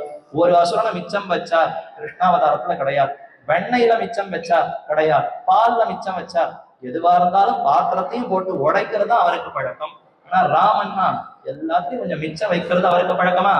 முதல்லயே அந்த சுபாகு, தாடகை, மாரீச்சன் மூவரையுமே அழித்திருக்கலாம். அது என்னமோ தாடகை அழித்தார், சுபாகுவை அழித்தார், மாரீச்சனை ரொம்ப தூரம் விரட்டி விட்டார். அம்பால அழித்து ரொம்ப தூரமே கொண்டு போய் விரட்டி விட்டார தவிர அவரை அழிக்கல. ஏன்னா பின்னாடி இவனால காரியம் இருக்கேன். இவன் மறுபடியும் இதே தங்கமான் உருவத்துல வந்தாதான் மேற்கொண்டு சீதை பிரிவாள். அதுக்கப்புறம் தான் அசோகவனிக்கையில் அவர் சிறைப்படுவாள். அப்புறம் தான் வானர முதலைகளோட சேர்ந்து தன்னுடைய குணங்கள் எல்லாம் அதுக்கப்புறம் தானே வெளிப்பட்டது. உண்மையில ராமனுடைய பெருமை, ராமனுடைய குணங்கள்லாம் எப்பொழுது வெளிப்பட்டது? அவர் நாட்டுல இருக்கிற வரைக்கும் அரசனாக இருந்தால் எல்லாத்தையும் நடத்தினார், வாஸ்தவம். அதை விட எளிமை எல்லாம் எங்க வெளிப்பட்டதுன்னா காட்டுக்கு வந்த பிற்பாடுதான் வெளிப்பட்டது. ஒரு குகனோடு தோழமை கொண்டார்னா என்ன எளிமை, என்ன எளிமை! ஏழை ஏதலன் கீழ்மகன் என்னாது மற்றவருக்கு இன்னொருள் புரிந்துன்னு திருமங்கையாழ்வார் அனுபவிக்கிறாரு. அப்ப அவர் நாட்டிலிருந்து காட்டுக்கு வந்த பிற்பாடுதான் குணங்கள் வெளிப்பட தொடங்கியது. அதுல கூட சீதையோடு சேர்ந்திருக்கிற சமயத்துல அந்த அளவுக்கு அவருடைய பெருமைகளோ குணங்களோ நன்றாக வெளிப்படவில்லை. ஒரு சீதையை பிரிந்த பிற்பாடு அந்த ஒரு அடியவளுக்காக தான் என்னென்னலாம் படாதன படுகிறேன், அவளை ரட்சிப்பதற்காக தான் எத்தனை முயற்சி எடுக்கிறேன் என்பதையெல்லாம் அதுக்கு அப்புறம் தான் வெளிப்படுத்துறார். சீதைங்கிற ஸ்தானத்துல நம்ம எல்லோரையுமே வச்சு பார்க்கணும். நாம எல்லோருமே இப்ப சீதையை போலத்தான். ஒவ்வொரு ஜீவாத்மாவும் எம்பெருமானுக்கு பத்னி தானே. ஆனால் அசோகவனிக்கையில நாமும் சிறைப்பட்டு இருக்கிறோம். அப்படியா? ஒன்னும் காட்டெல்லாம் இல்லையே. நல்ல நாட்டுல சுத்தமா வீடு வாங்கி சௌக்கியமா தான் இருக்கோமேன்னா நம்முடைய சரீரமே அசோகவனம். இதுலயே எல்லா சிறையும் இருக்கு, சம்சார சாகரம் இருக்கு. இந்திரியங்கள் எல்லாம் ராட்சசர்கள் மாதிரி படுத்துறா, உறவுக்காரெல்லாம் ஒரு பக்கம் படுத்துறா. போருமே, இதற்கு வேற காட்டுல போய் வேற பாடுபடணுமா? இதற்குள்ளேயே இவ்வளவு சிரமப்பட்டு கொண்டிருக்கிறோம். அப்போ ஒரு சீதை எப்படி அசோகவனிக்கையில கட்டப்பட்டாலோ அதே போலத்தான் நாமும் இந்த சரீரமாகிற ஒரு பெரிய அசோகவனம் இந்த சிறைப்பட்டு துக்கப்படுகிறோம். 10 இந்திரியங்கள், ராவணனுக்கு 10 தலைகளா? நம்முடைய 10 இந்திரியங்கள் தான் தன் விஷயத்துக்கு ஆத்மாவை பிடித்து இழுக்கிறது. கண்ணால எதை பார்க்கிறோமோ அதுதான் உயர்ந்தது, நாக்கால எதை சாப்பிடுறோமோ பிறந்ததை இதை சாப்பிட்டு அனுபவிப்பதற்குத்தான் அப்படிங்கிற அளவுக்கு இந்திரியங்கள் தன் விஷயத்துக்கு பிடித்து இழுக்கிறதா?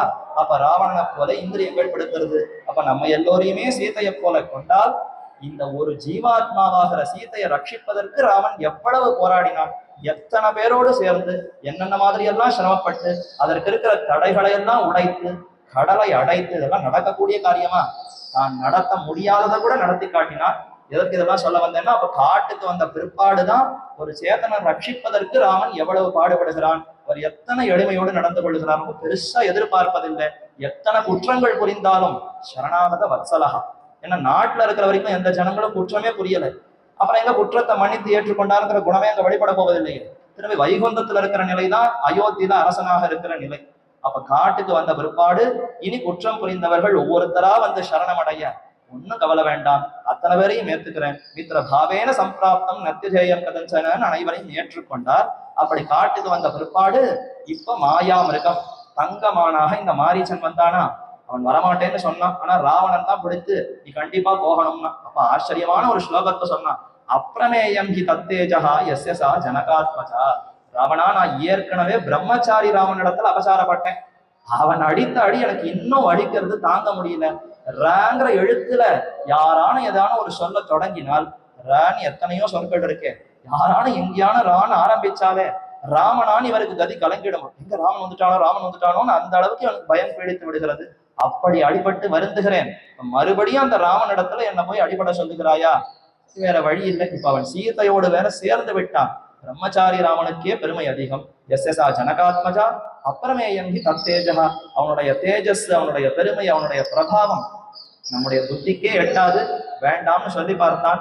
இல்ல நீ போய் தான் ஆகணும்னு வற்புறுத்த பொன்மானாக இந்த சீதா பிராட்டி இருந்த இடத்துக்கு அருகே ஓட, பிராட்டியும் அம்மானை விட்டு அம்மானிடத்திலே ஆசைப்பட்டாள். அம்மான்னு அருக இருக்கக்கூடிய ராமன், ராமனே அருக இருக்கிறச்ச அவர இடத்துல ஆசையை விட்டுட்டு ஏதோ தங்கமான் வேணும்னு ஆசைப்பட்டான்னா நம்ம மாதிரிதான் நம்ம பெருமாளுக்கு பக்கத்திலேயே இருந்துட்டு இருக்கோம். ஆனா சுத்தி முத்தி யார் என்ன பேசுறான்றதுல அங்க கவனம் போகுமே தவிர பெருமான் என்ன அழகா எழுறாருன்னு அங்க சேவிக்கிறதுக்கு நம்முடைய புத்தி அங்க போறதோ, இத மாதிரி நம்முடைய மனசு அங்கும் இங்கும் போனதுன்னு சொன்னா நாமும் இந்த சிறையில அவஸ்தப்பட வேண்டியதான். இதெல்லாம் வெளிப்படுத்துவதற்காகத்தான் இந்த ராமாயண சரித்திரங்களை நடைபெற்றது.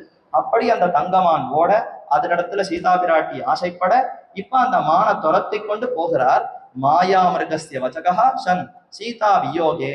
அப்படி மாயமான துரத்தி கொண்டு போய் சீதையே பிரிந்து விட்டாயாமே, சீதை போன திக்கே தெரியாமல் தவிக்கிறாயாமே.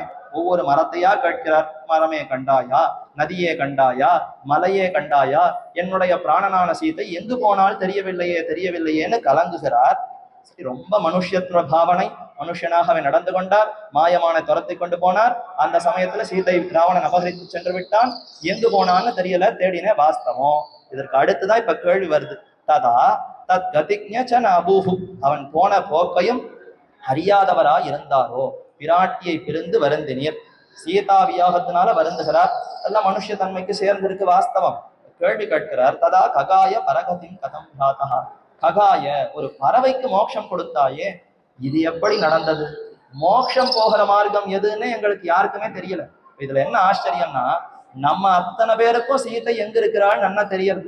ராவணன் தான் பிரித்து கொண்டு போனான், அசோகவனிகையில தான் சீதை சிரமப்படுறா, பார்த்துட்டு இருக்கிற நமக்கெல்லாம் நன்னா தெரியாது. ஆனா ராமன் ஒருத்தருக்கு மட்டும் அது தெரியலையா, அவருக்கு அந்த விஷயம் தெரியல. இப்ப நமக்கு வேற ஒரு விஷயம் தெரியல. எப்படி இந்த சம்சாரத்திலிருந்து விடுபட்டு முக்தி அடைவது? கர்ம யோகமா, ஞான யோகமா, பக்தி யோகமா, சரணாகதியா, ஆச்சாரிய அபிமானமா, எதுல நான் இருக்க போறேன்னு தெரியலையே, எந்த விதத்துல நான் முக்தி அடைய போறேன்னு தெரியலையே, ஞானமே ஏற்படலையே, ஏதும் தெரியாதமல் இழந்தோம் என்கிற இழவும் இன்னைக்கே நாம இருக்கோமா? அப்ப நமக்கு இதுல எதுலையுமே ஒன்னும் அறிவில்லை. ஆனா இப்ப மனுஷ்ய பாவனையில இருக்கிற ராமன் நேர ஒரு ககன், ககன்னா பறவை, ஜட்டாயுவாக இருக்கிற கூடிய மனுஷ்ய பாவனை, மனுஷ்ய தன்மையில இருக்கக்கூடிய ராமன் ஒரு பறவைக்கு மோட்சம் கொடுத்தார்னா இது என்ன ஆச்சரியம்! எங்களுக்கெல்லாம் மோட்சம் போறதுக்கு எது வழின்னே தெரியல. மனுஷனா இருப்பவர் எங்கேயான மோட்சம் கொடுக்க முடியுமா? பரதேவதை தான் மோட்சம் கொடுக்க முடியும். காரணம் து தியயா, ஜெகத்காரண வஸ்து தான் மோட்சம் கொடுக்க முடியுமே தவிர நீங்களோ நாங்களோ உங்களை போய் ஒருத்தருக்கு ஒருத்தர் சேவித்துக் கொண்டால் மோட்சம் கொடுக்கணும் யாரும் கொடுக்க முடியாது. பரமாத்மா ஒருத்தர் தான் மோட்சம் கொடுக்க முடியும். அவரும் பரத்வத்தை வெளிப்படுத்தி கொண்டு நான் தான் தேவதேவன்னு காட்டி தன்னுடைய தன்மை நமக்கு புரிய வைத்து அவர் மோட்சம் கொடுக்க வேண்டும். ராவணம் நான் மனுஷன், ஏதும் தெரியாது, சீதை பிரிந்த பிற்பாடே ஒன்றும் தெரியாம தவித்துக் கொண்டிருக்கிறார். ஆனா ஒரு ஜட்டாயு பறவையை அழைத்து கச்சலோகான உத்தமா யாகதிர் யஜ்ஞசீலானா, யஜ்ஞசீலர்கள் ஆகுதேஷ்ட யாகதிஹி, தினந்தோறும் தினந்தோறும் அக்னியை வழிபட்டவர்கள், குளித்து மூன்று அனலை ஓம்பும் குறிகோள் அந்தனமை தன்மை என்று திருமாலையில தொடர்பு இப்படி ஆழ்வார் தெரிவிக்கிறார்கள். அதை போல நல்ல அந்த அந்தணர்களுக்கு உண்டான அந்த வேள்விகள் பஞ்சமகா யஜ்யங்களை எல்லாம் நன்றாக செய்து அதன்படி வாழக்கூடியவர்கள்லாம் எந்த இடத்துக்கு செல்லுவார்களோ, நன்கு பக்தி யோகத்துல ஈடுபட்டவர்கள் எந்த மார்க்கத்துல பிரயாணப்பட்டு வைகுந்தத்தை அடைவார்களோ அப்படிப்பட்ட வழியை இந்த தாழ்ந்த ஒரு பறவைக்கு ஜட்டாயுக்கு, இந்த பறவைக்கு நீ காட்டி இது என்னன்னு புரியலையே என்று கேட்கிறார். அப்ப இதுதான் ராமனிடத்துல இவர் முதல்ல கேட்கக்கூடிய கேள்வி. மனுஷிய மாவனைக்கு சீதைய பெருமாடு ஒன்றும் தெரியலன்னு தவிக்கிறாங்க.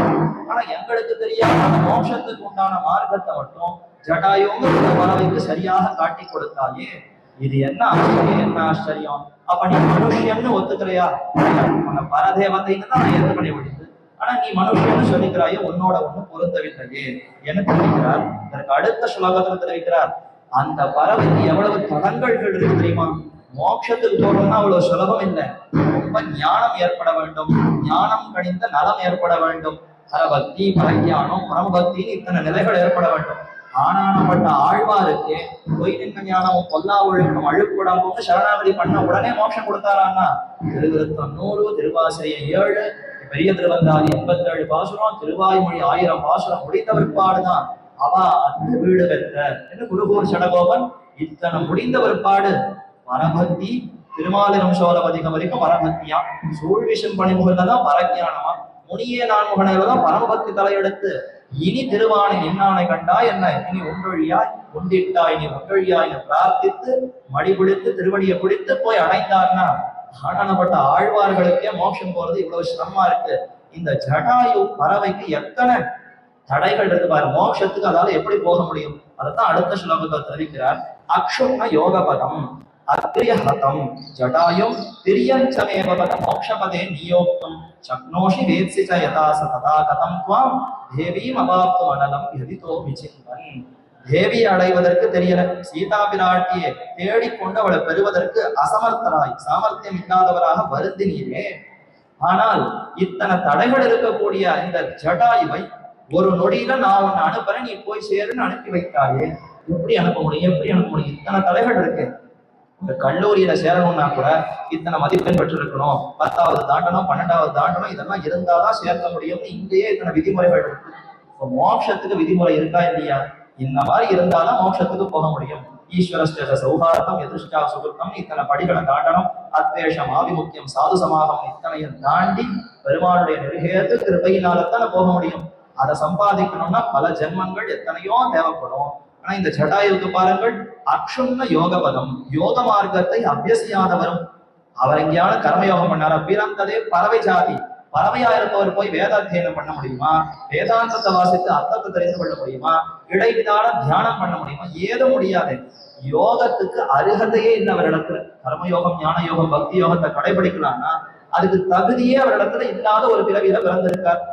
அப்ப மனுஷிய பிறவியில பிறக்கலாம், இல்ல தேவர்கள் தேவ ஜாதியில பிறக்கலாம். இந்த இருவருக்குத்தான் பிரம்மசூத்திரத்துல இதை தெரிவிக்கிறார். இந்த பிரம்ம வித்தியைகள் எல்லாம் அனுஷ்டிப்பதற்கு யாருக்கு அதிகாரம் உண்டுன்னா அது மனுஷர்களுக்கு உண்டு, தேவதைகள் தேவர்களுக்கு உண்டு. இந்த இருவரும் தான் இந்த யோகங்களை கடைபிடிக்கலாம் என்று தெரிவிக்கப்பட்டிருக்கிறது.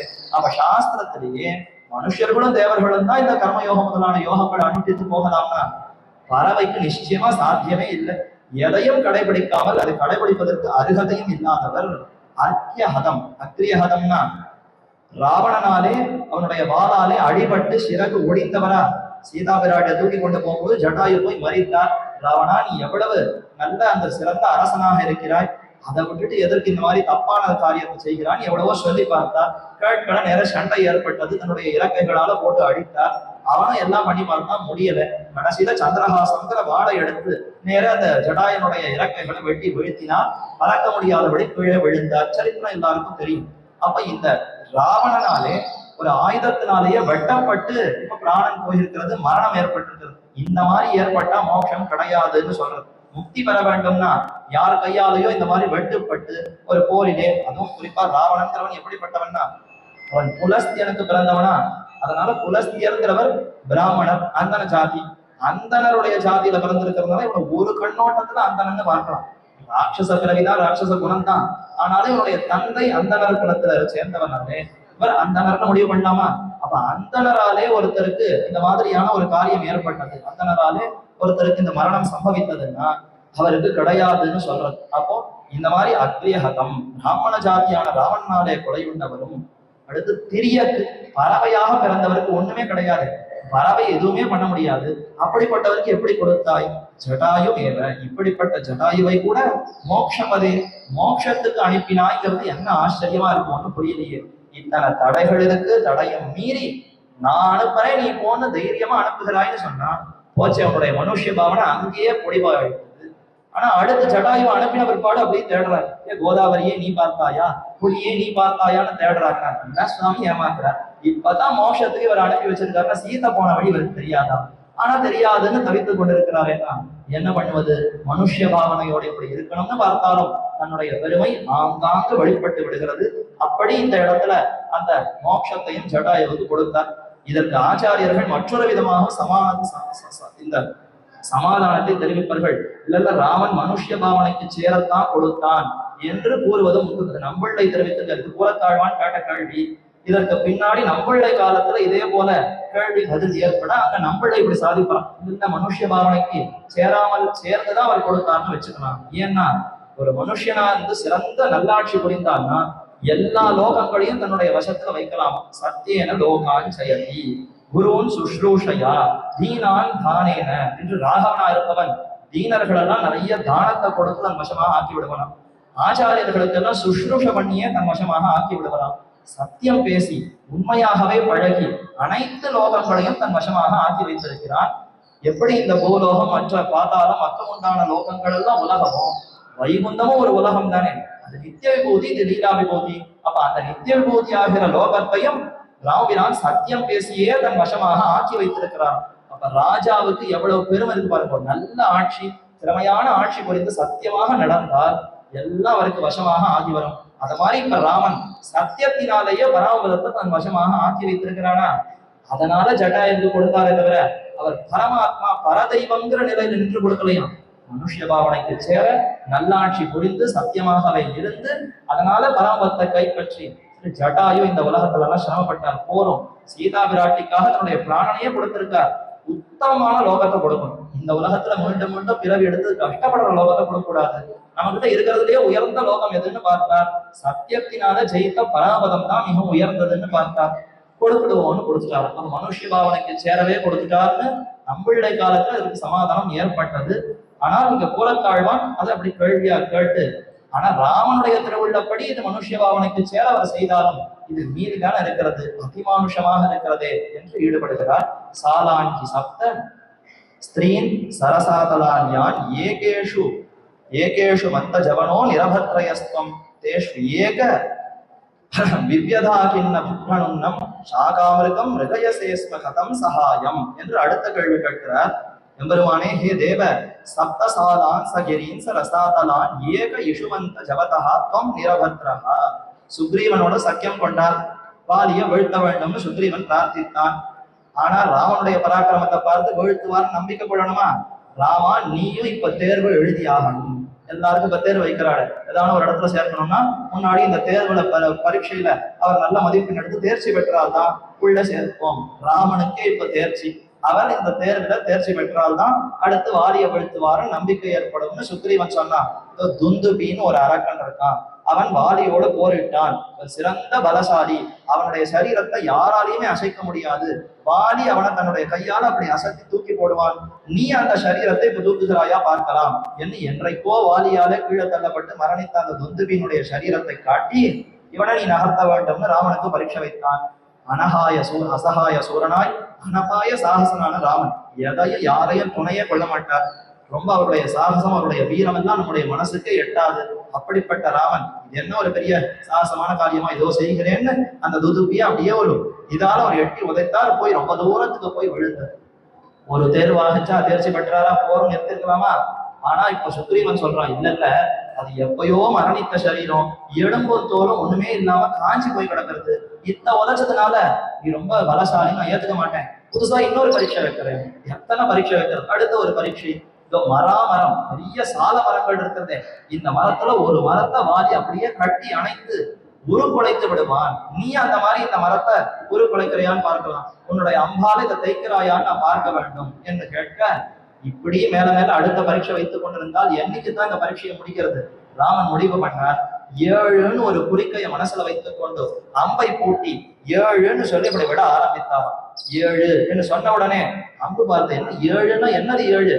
உலகத்துல 7 எத்தனையோ இருக்கேன், அந்த 7 எல்லாத்தையும் அடிக்கணும்னு ராமன் இப்ப நம்ம கட்டளை எடுக்கிறாரா என்று வெகு வேகத்தோட அப்படி பாய்ந்து இருக்கிற மராமரங்கள் அத்தனையும் 7 மராமரங்களையும் துளைபட சிலை வளைத்தான் ராமன். அத்தனை மரங்களையும் எய்து கொண்டு போனது. அது அங்கோட நிக்கலையாம். அப்புறம் யாரு இந்த 7ன்ற எண்ணிக்கைக்கு யார் யார் இருக்கிறார்களோ அத்தனை பேரையும் தைக்கணும்னு அப்படி கூர்ந்து கவனமா அது போக பார்த்தலாம். அதான் இங்க தெரிவிக்கிறார். யாவை சில சப்த சால விருட்சங்களை குலபர்வதங்களோடு கூடினவையாகவும் பிரதானங்கள் பாதாளங்களோடு கூடினவையாகவும் எல்லா லோகங்கள் 7 லோகங்கள் 7 மலைகள் 7 சமுத்திரங்கள் என்று 7ன்ற எண்ணிக்கை கொண்டிருக்கிற அத்தனையும் இந்த அம்பு போய் ஒரு தைக்க வேண்டும்னு அப்படி பார்த்ததான் பானத்தின் அந்த ஸ்வல்ப வேகத்தினாலே தேவரீர் பேதித்தருளித்தோ. இத்தனையும் இப்ப போக மாட்டோம்ங்கிற அளவுக்கு ஒரு வேகத்தோடு அப்படி அடித்தாரா? இது வாஸ்தவம். ரொம்ப பராக்கிரமம் நன்றாகத்தான் இருக்கு. தேஷு ஏகவியதன இன்ன கவி பிரணுத்தம் சாகாமிருகம் சகாயம் கதம் ஹிருதயசேஸ்மன். 7 மரங்களை அழகாய எந்த சாகசம் இல்லாமல் சகாயம் இல்லாமல் தானே முடித்திருக்கிறான் ராமன். அப்படிப்பட்டவன் ராவணன் அழிப்பதற்கு சுக்ரீவன சத்தியம் கொள்ளணுமா? நம்ம வானரமாக இந்த சுக்ரீவனோடு நட்பு கொண்டு இத்தனை வானர முதல்களோடு சேர்ந்துதான் ராவணன் அழிக்கணுமா? ஒரே ஒரு அம்பால 7 மலைகள் 7 சமுத்திரங்கள் 7 லோகங்கள் 7 மரங்கள் இத்தனையும் தைப்பதற்கு சக்தி இருக்கு ராவனுக்கு. அப்படிப்பட்டவன் இந்த ஒரு அம்பால ராவணன் முடிக்கிறதுக்கு முடியாதான்? ஆனா ஒண்ணுமே தெரியாது. சுக்ரீவா, நீ எனக்கு சகாயம் பண்ணாதான் நான் மேற்கொண்டு ராவணன் அழிக்க முடியும். வானர முதலிகள் எல்லாம் எங்க இருந்தாவது தேடி வர சொல்லு. எங்க சீதா இருக்கானா தெரியலேன்னு அங்க அழறா. இங்க என்னடான்னா 7ன்ற எண்ணிக்கை இருக்கிறது எல்லாத்தையும் முடிச்சுடுறேன்னு வில் எடுக்கிறார், அம்பு எடுக்கிறார். என்ன இதுன்னே புரியலையே. முதல் க்ஷணத்துல இப்படி இருக்கு, அடுத்த க்ஷணத்துல இப்படி இருக்குன்னா வேஷம் களைஞ்சு போச்சே ராமா, இது என்ன விஷயம், அதிமானுஷமான காரியமா இருக்கிறது, என்னை தேடித்து எதனால இந்த சுக்ரீவனை நீ சத்தியம் கொண்டாயின்னு புரியவில்லையே என்று இங்க அழகா ஆச்சரியமா இந்த ஸ்லோகத்துல கேட்கிறார். அடுத்த ஸ்லோகத்துல இதையே வேறொரு விதமாக விவரிக்கிறார். தாசஸ்தகா சம்பவத்தவய கபீந்திரஹ தத் வித்விஷம் கபிமமருஷ வசாத் ஜிகாம்சுஹு தத் ஸ்நேஹ விக்லபதியம் குமிமம் கவீந்திரம் விஸ்ரம்பயன் சபதி சாலகிரி அவித்யா. எம்பெருமானே, சுக்ரீவனோடு தேவர் இருக்கு. சுக்ரீவன் இடத்துல மிகுந்த அன்போடு உன்னை சரணமடைந்தான். தாசகா சகாச சமபவத்து, நான் உனக்கு நண்பன், நான் உனக்கு வேண்டிய ஒரு நண்பனை போல இருக்கேன், தொண்டனை போல இருக்கேன் எல்லாம் சொல்லி வந்து சரணாகதி பண்ணானா, சரணாகதனை விட முடியாது. அதனால இவர் ஏற்றுக்கொண்டாரே தவிர ராவணன் அடிக்கிறதுக்கு இவனோடு சேர்ந்தாதான் ராவணனை முடிக்க முடியும்னு இவர் ஏற்றுக்கொள்ளலையாம். சுக்ரீவன் வந்தான், ராமா அபயம், என்னுடைய மனைவி அவன் எடுத்துக்கொண்டு போயிட்டான், ராஜ்யத்தையும் எடுத்துட்டு போயிட்டான், ஒரே அதர்மமா இருக்கான், அதர்மத்தோட அவன் சுத்தி கொண்டிருக்கிறான், இதையெல்லாம் நீ தான் சரி பண்ணணும், உன்னை ஏன் சரணமடைகிறேன்னு வந்து காலில் விழுந்தான். அப்படி வந்தவர்களை கைவிட்டே ராவனுக்கு பழக்கம் இல்லை. அதனாலதான் இந்த சுக்ரீவனோடு சேர்ந்தானே தவிர உண்மையில ராவணன் அழிப்பதற்காக இவனோடு சகாயம் தேடவில்லையா.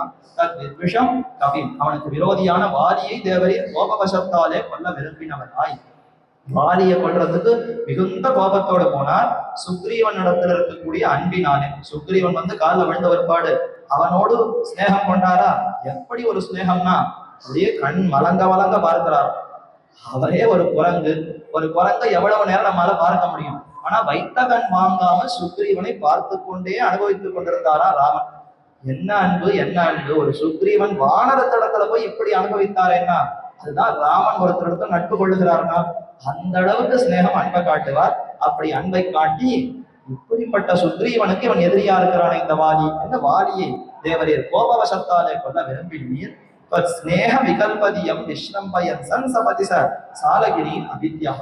அப்படி தேவரீர் பக்கத்துல பிரேமத்தினால கலங்கின புத்தியுடைய சுக்ரீவன் அந்த சுக்ரீவனை விஸ்வசிப்பியா நின்று கொண்டு அப்போதே மராமரங்களையும் குலபர்வதங்களையும் தேவரீர் எய்தருளித்து, அப்படி அவன் தீனனாக வந்து காலில் பற்றினானா, பற்றினவனுடைய மனசு கலங்கக்கூடாது. இப்ப எதுக்கு இத்தனையும் முடித்தார்னா, இத்தனை 7 மரங்களையும் முடித்தார், இத்தனையும் முடித்தாரு தன்னுடைய பெருமையை காட்டணும்னு முடிக்கலையா. சுக்ரீவன் நம்மை ஆசிரித்தான், அவனுடைய மனசை இப்ப நல்லபடியா நம்ம இடத்துல உறுதி கொள்ளணும், அவனுக்கு கலக்கம் இல்லாமல் இருக்கணும், அவனுடைய துன்பத்தை போகடிக்கணும்.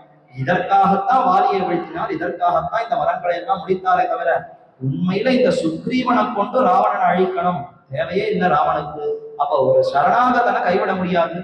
அவன் என்ன விரும்புகிறானோ அதை செய்து கொடுப்பதுதான் ராவனுக்கு முதல் கர்த்தவியம். அதனால நம் காரியம் செய்து தலைக்கட்டவல்ல சக்தி ராமனுக்கு உண்டோ இல்லையோன்னு இந்த சுக்ரீவன் சந்தேகப்பட, அதனால இதை செய்தாரே தவிர தன்னுடைய பரத்வத்தை காட்டணும்னு செய்யவில்லை. ஆனாலும் பரத்வம் வழிபட்டது. அப்ப சரணாகத இடத்துல இருக்கிற அன்பினாலே தன்னுடைய மனுஷத்தன்மையும் மீறி காரியம் செய்கிறார்னா நான் என்ன ஏது தான் பெரியவன் இதெல்லாம் வழிபட்டுடுவேன்ற பயமே இல்லை. அவன் காலை விழுந்துட்டானா அவனை நான் ரட்சிப்பது என் கடமை, என்னோட வேஷம் கலைஞ்சா கூட பரவாயில்ல, அவனை நான் காப்பாற்றணும்னு அப்படி இறங்குகிறாரேன்னா இதுதான் தலைவனுக்கு இருக்கக்கூடிய தன்மை. நாமெல்லாம் அந்த தலைவனான ராமனுக்கு தொண்டர்களாக இருக்க வேண்டும்னு ஸ்லோகத்தின் மூலமாக நமக்கு காட்டுகிறார். யத்வா மிருகம் மிருகயுவன் மிருகயா பதேஜ சந்தோ ஜகந்து நனு சத்ருவதாவி முக்கியாது தத் யுக்தமேவ தவ ராகவம வம்சஜஸ்ய திரியக்ஷுணைவகி விபக்ஷ தயோபசாரா. வாலிய வீழ்த்தினது சரியா இல்லையா, ஒவ்வொரு பொங்கலுக்கும் தீபாவளிக்கும் பட்டிமன்றம் போட்டு எல்லாரும் பேச ஆரம்பிச்சிடும். வாலியை வீழ்த்தது சரி ஒரு பக்கம், வீழ்த்தினது தவறு ஒரு பட்சம், ஒரே வாத விவாதமா இருக்கும். இதுதான் ஒவ்வொரு பட்டிமன்றத்திலையும் ஒவ்வொரு பண்டிகையிலும் இதேதான் பட்டிமன்றமா வரும். கடைசியில முடிவெடுப்பாடான்னா ஒன்னும் முடிவே வராது. ஆனா இங்க அழகா தெரிவிக்கிறார், நீ வாலியை ஏற்றுட்டான், என்னை அழித்தது சரிதான், எனக்கு தண்டனை கொடுத்தது சரிதான்னு ராமன் இடத்துல பார்த்து வாலியே தெரிவிச்சுட்டான். அததான் இங்க வேறு விதமாக தெரிவிக்கிறார். மிருகம் மிருகயுவது மிருகயாபதேன சன்னஹா ஜகந்த சத்ருவது அப்படி முக்கியா தொல ஜகந்த. காட்டு மிருகத்தை வேடன் மறைந்து கொள்ளுமா போலே. வேடன் காட்டு மிருகத்தை அடிக்கணும்னா சிங்கத்தை அடிக்கணும். வேடன் சிங்கத்துக்கு முன்னாடி நின்று சிங்கமே நான் உன்னை அடிக்க போறேன்னு சொல்லி அடிப்பார். சிங்கம் எங்கேயோ ஓடின்னு இருக்கும், இவர் மறைந்திருந்துதான் அடிப்பார். நம்ம காட்டு மிருகத்தை வேடன் மறைந்து கொள்ளுமா போலே. தேவரீரும் வாலியை வேட்டையாடும் விழுக்காட்டிலே மறைந்திருந்து கொன்றீர். சத்ருவோட யுத்தம் செய்யும் கணக்கிலே நேர் நின்று கொன்றீர் இல்லை, நேர நின்று கொள்ளவில்லை, வாலிய மறைந்திருந்து தானே கொன்றார் என்பது யாதொன்றுண்டோ. இக்ஷ்வாகு வம்சரான தேவரீருக்கு தகுந்ததேயாம். இக்ஷ்வாகு வம்சத்துல பிறந்திருக்கிறான் ராமன், நேர்மை மாறாதவன், சத்தியம் தவறாதவன், சத்திரிய அரசனுக்கு உண்டான எல்லா தர்மத்தையும் நன்றாக அறிந்தவன், அதுல துளியும் மீறமாட்டான். அப்படிப்பட்டவன் இப்படி மறைந்து கொன்றானே, ஏதோ இதுல கொஞ்சம் கஷ்டம் தப்பு இருக்கிற போல இருக்கிறதே நமக்கு மனசுல படும். கிடையவே கிடையாது. இக்ஷ்வாகு வம்சத்துல பிறந்த உனக்கு இது தகுந்ததுதான், சரிதான்னு சொல்லி தெரிவிக்கிறார். ஏன் தகுந்ததேனா திரிய ஜந்துக்களிடத்தில் ஔபச்சாரிக சத்ருத்வ பிரதிபத்தியும் தகாதிரே. திரியக்கா இருக்கக்கூடியதை பார்த்து உபச்சாரத்துக்காக அவரை ரொம்ப பெரிய நமக்கு சமமான எதிரின்னு கொள்வது கூடவே கூடாது. திரியக்கா இருக்கிறத பார்த்து நமக்கு சமமானதுன்னு யாராவது நினைப்பாளா? ஒரு வேடனானவன் ஒரு மிருகத்தை அடிக்கும் பொழுது இது நமக்கு சமமானதுன்னு நினைத்து அடிப்பன். இல்ல ஒரு ராஜா வேட்டையாட போறச்சா அது நமக்கு சமமானதுன்னு நினைத்து அடிப்பன். அப்படி கிடையாது. அதேதான் இங்க தெரிவிக்கிறார். விவாதஷ்ட விவாகஷ்ட சமயோரேவ சோபத்தே என்று. அந்தந்த சமயத்துல சமமா இருப்பதுதான் உயர்ந்ததும். விவாதம் பண்ணணும் அப்படின்னா ரெண்டு பேர் சமான ஞானத்தோட விவாதம் பண்ணணும். இவருக்கு ஞானமே இல்லை, இவருக்கு ஓஹோன்னு ஞானம். வசிஷ்டரும் நானும் விவாதம் பண்ணா அவர் தான் ஜெயிக்க போறார் முதல்ல தெரிஞ்சு போச்சு. அப்ப விவாதம்னா சமமானவர்களோடு இருக்கணும். விவாகம் நல்ல கல்யாணம் நடக்கிறதுன்னா பொண்ணும் பையன் ரெண்டு பேரும் துல்லியசீல வயோவிருத்தாம் துல்யாவிசன லட்சணம்னு ராமனுக்கு ஏற்றவள் சீதை, சீதைக்கு ஏற்றவள் ராமன் தகுதியா இருக்கணும். அப்ப ராமனுடைய வீரத்துக்கு தகுதியானவனா இந்த வாலி கிடையவே கிடையாது. அதனால பார்த்தார் இவன் தகுதியானவன் அன்று, அப்புறம் என்ன அவனுக்கு நேரம் நின்று வதைக்கணுமா? அவனை மறைந்திருந்தே கொள்ளலாம், ஒன்றும் தவறில்லைன்னு தான் மறைந்திருந்து கொன்றார். ஆக வாலியை சத்ருவாக பிரதிபத்தி பண்ணுகைக்கு ஈஷத்தும் தரம் போராமையாலே ராஜாக்கள் கொடிய மிருகங்களை பதுங்கு நின்று கொள்ளுகிற வேட்டை முறைமையால் கொன்றதுவே யுக்த தரம். ஏன் அவன் தகுதி இல்லாதவனான்னா? இல்லையே, தன்னுடைய தம்பி சுக்ரீவன் சொன்னதுக்கு அப்புறமும் இல்ல நீ வேணும்னே செய்தான்னு அவனை ஓட ஓட விரட்டினான். ராஜ்யத்திலே இருக்காத அப்படின்னு அவனை விரட்டினான். அவனுடைய மனைவி வேற அபகரித்து கொண்டான். தகாத முறையில நடந்து கொண்டான்னா இனி இவனுக்கு எத்தனையோ சொல்லியும் புரிந்து கொள்ளவில்லை என்றால் அப்ப அடுத்து தண்டனை தான். ராஜாவானுக்கு பொறுப்பே இந்த மாதிரி தீயவர்களுக்கு தண்டனை கொடுத்து வைக்கிறதானே. அதனால வாலியை கொன்றது மிகவும் சரி என்று தெரிவிக்கிறார். ஆக எதிரே வந்து நில்லாதே மறைந்திருந்து அடித்ததும் யுக்தம். சரணமடைந்த சுக்ரீவனுக்கு அபயமளித்த வாலியை கொள்வதாக வாக்தானம் செய்துவிட்ட பெருமாள் பிறகு வாலியின் எதிரில் நின்று யுத்தம் செய்ததால் பெருமாளுடைய திரளை கண்டு அஞ்சி வாலியும் தன்னை சரணம் புகுந்தானாகில். ஆச்சரியமா காஞ்சி சுவாமி காட்டுறார். ஏன் நேர்ல நின்று வாலியை கொள்ளலன்னா எல்லாரும் என்ன சொல்லுவா? வாலி வரம் வாங்கி இருக்கான், அவனோடு நேர எதிர்த்தால் எதிர்ப்பவர்களுடைய சக்தி அந்த வாலிக்கு போய் சேர்ந்து விடும். அப்ப எதிர்க்கிறவர்கள் சக்தியே இல்லாமல் போயிடும், வாலிதான் ஜெயிக்கிடுவான். இப்படி அவன் சிவனிடத்துல வரம் வாங்கியிருக்கானா? அந்த வரமும் பழுதுபடாதபடி ராமன் கொன்றான். உண்மையில ராமனுக்கு இந்த வரம் இந்த சக்தி எல்லாம் ஒண்ணுமே பண்ணாது. அவர் பரமாத்மா, அவர் நேரம் நின்றா யாருடைய சக்தியும் அவருக்கு ஒண்ணுமே ஆகாது. ஆனாலும் ஏன் நேர்ல வரலன்னா இந்த சுக்ரீவன் காலில் விழுந்தா போல வாலியும் காலில் விழுந்துட்டா என்ன பண்றது? அதான் தெரிவிக்கிறார். சரணம் புகுந்தானாகில் தஞ்சமடைந்தவனை வதைக்க கூடாமை பற்றி அவனை கொல்லாமல் விடுமளவில் முன்னே சுக்ரீவனுக்கு அளித்த வாக்தானம் தவறி போய்விடுமே என்கிற நோக்கம் முக்கிய காரணம். இப்ப வாலி காலில் விழுந்து ராமா உன்னுடைய பெருமையை பார்த்து நான் பிரமிச்சு போயிட்டேன், உன்னுடைய திருவடிகள் விழறே சரணம் என்று சரணம் வந்துட்டான்னா சுக்ரீவன் முன்னாடியே சரணாகதி பண்ணி உனக்கு கொண்டு ராஜ்யத்தை கொடுக்கணும்னு கேட்டிருக்காரு.